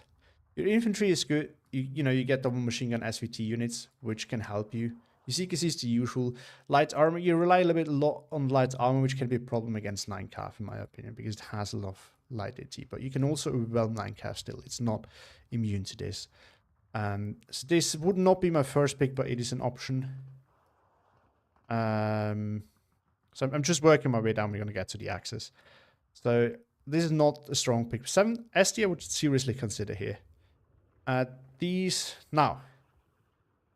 Honestly, I think DFL could handle it if it wasn't banned. I think it wasn't, right?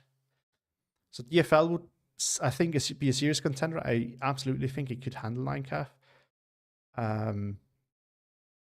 if you build it right.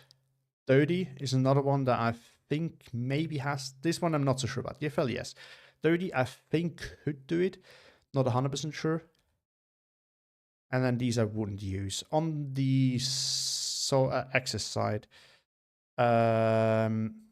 this one is hard to play. I think it could work. I actually would like to try it at some point. The problem is this is a risky one because you're really exposing yourself for the air spam, which 9 is quite good at. And you're really counting on an infantry to do the work, which it can do. It is, you know, more expensive, but it is also, it's also better at the end of the day with a machine gun. And it has more submachine guns for close range. And you have, you know, a good air force yourself. You have some really good support tools. I think you can deal with the Valentines up close. Problem with this is, again, getting air spammed, and this is not an easy one to play. Like, really not. But yeah, this is an option. These I wouldn't bother with. No, this was banned. This was banned. Hardneck. So there was a chat about this. Hardneck, your pastor tried it against me versus Nike, but I was on Constriza, and it struggled. Like on map with more CQC, I think this is actually a serious option. On Bober, I'm not so sure, to be honest, because you're going to struggle against...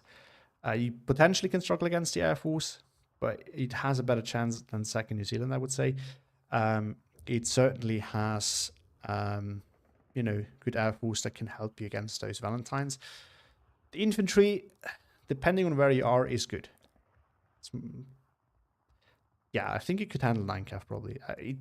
Not sure if it's the best counterpart. It's certainly, I think it's a solid choice. Like, I would, if you pick Hartnick, I would say, yeah, that makes sense. Yeah, Hartneck's AA is still not ideal, but it got, you know, it got some 37 mils a few patches ago, and that makes it quite a bit better.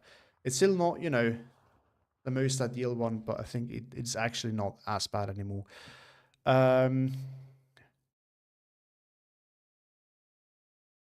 Well, let me look at some of the more chat things. So Hartneck was asked, we're Axis, yeah, we're into Axis now. Okay, no, I'm up to date.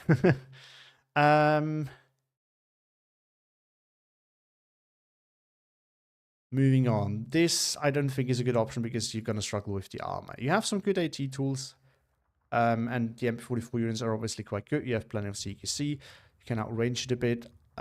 Your A is actually also decent, but limited. Would also not be my first pick, to be honest. I think it maybe has a chance, but I wouldn't go with that one, to be honest. Now, this is controversial, and I'm still learning how to make this efficient in tournament games. But I think you can seriously outspam it with Teta. I'm not even joking. But you have to be very, very smart with how you deal with armor. Because obviously you lack armor yourself and you're quite stationary. Which on this map is not as big of a problem, but you have to hold certain choke points well. That is a big problem with this division. And I wouldn't play it on balance in this matchup. I would play it probably Maverick. Because, you know, you don't actually need the King Tiger and Seaface. You don't need to play this balanced. You can treat it as an infantry spam division. That does this actually fairly well. But you count a lot on these kind of units to do some work in your AT guns. It's not something I would recommend the beginner. But it's actually, it can counter surprising some divisions quite surprisingly. This I wouldn't play. 18th, yes. In my opinion, good counter. In A phase, your A sucks. After that, it's good. You have good planes that you can use against 9CAF. You have your AT can, you know, handle the Valentines and the Shermans. You have fantastic infantry. Some of it is really efficient, like these guys. Like, they will win at CQC and they will probably win at range against most of what 9CAF has to offer you as well. This would be an absolute must take. This division is incredibly powerful. So this one I would recommend, yeah. I think this would have been a very solid choice. It's just there's so many divisions I always need to look through them as well to see what is even available. But yeah, 18th, really good. It's kind of the 9CAF of the German side. With different units, but you get the concept. Or like the mid close range map, this thing is an absolute powerhouse. No, you're not going to get airspam with 18th. Your A phase AA is bad, yes, but your opponent can only buy so many planes in A phase.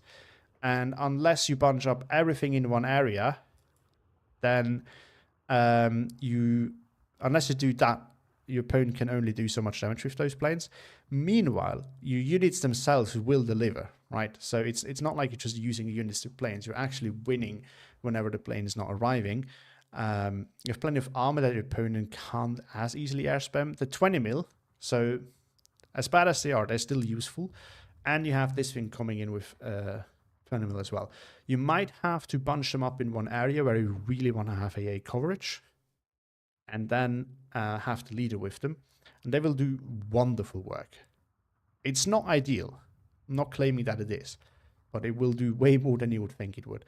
And then, you know, as bad as it is okay enough as a fighter to catch some things out of cover. No, you're not going to get air spammed. Like, there will be planes, yes, but you're not going to get air spam to any point where it gets too hard for you. Like, you will get airstriked, but you will not get air spammed that way. And if your opponent does, it works for a little bit in A phase, and then comes B phase, there's good AA coming in, and all of a sudden, and a good plane as well, a good fight, and all of a sudden, he will start losing his planes. So you can actually turn that against him as well. I got air spammed with this once when it came out, and I played it with Vanguard and tried to make everything work in A phase, and punched everything up. But before, you know, I even knew what units to take, took a while to adjust to the division. And since then, neither I or anyone I've seen play in this division has been really hard has been air spammed really hard in A phase. It just, if you play this division the right way, you just cannot afford it. You want to grind down 9 cav with good info AT cable, but issue is taken rush in with us not units. Big flags that can differ with OG retake without tanks. 9 cav player doesn't overextend, it is rough. It depends a lot. If your division is slow, you need to do it that way. It's going to be hard to do it any other way.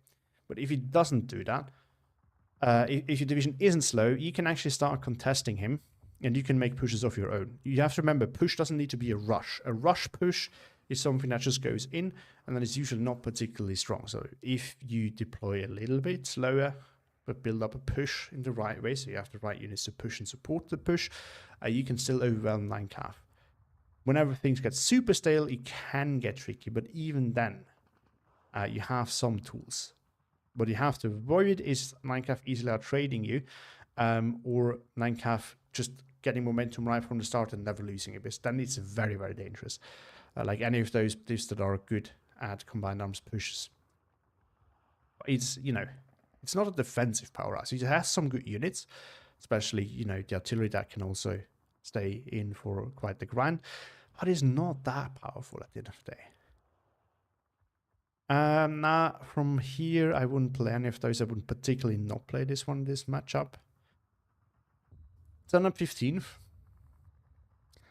Honestly, I would consider that. But you have to take it very slow. So you can't rush it.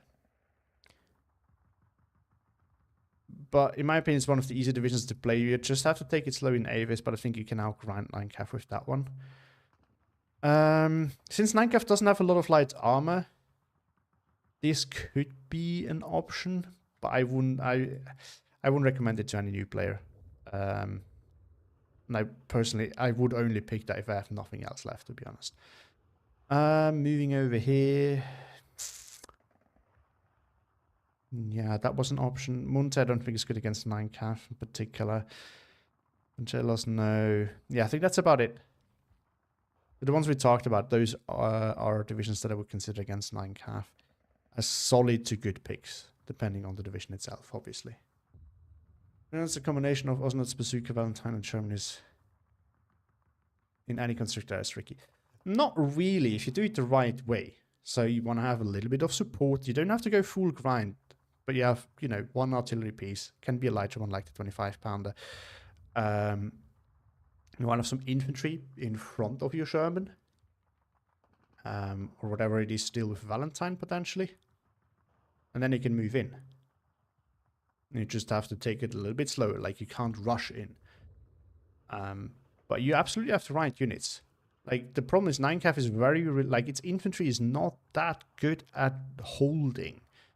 It's not that powerful, outside of, you know, the range where the SVT can really add into it, and when it has support.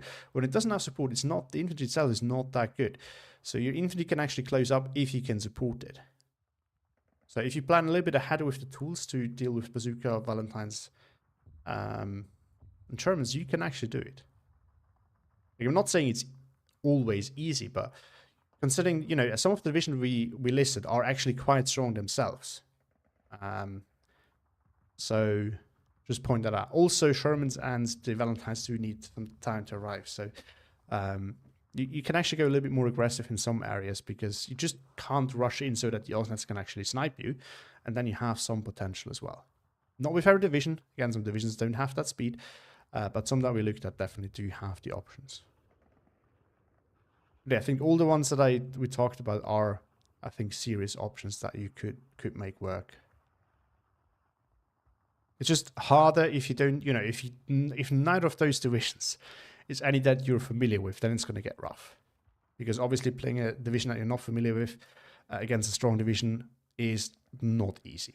So that needs to be said. But yeah, I think I'm going to end it here actually, as I'm starting to get a little bit tired by now. So thanks for joining in. Hope you enjoyed it. Hope you had fun. And yeah, see you all in the next video or stream coming out. Have a nice evening, everyone. Bye.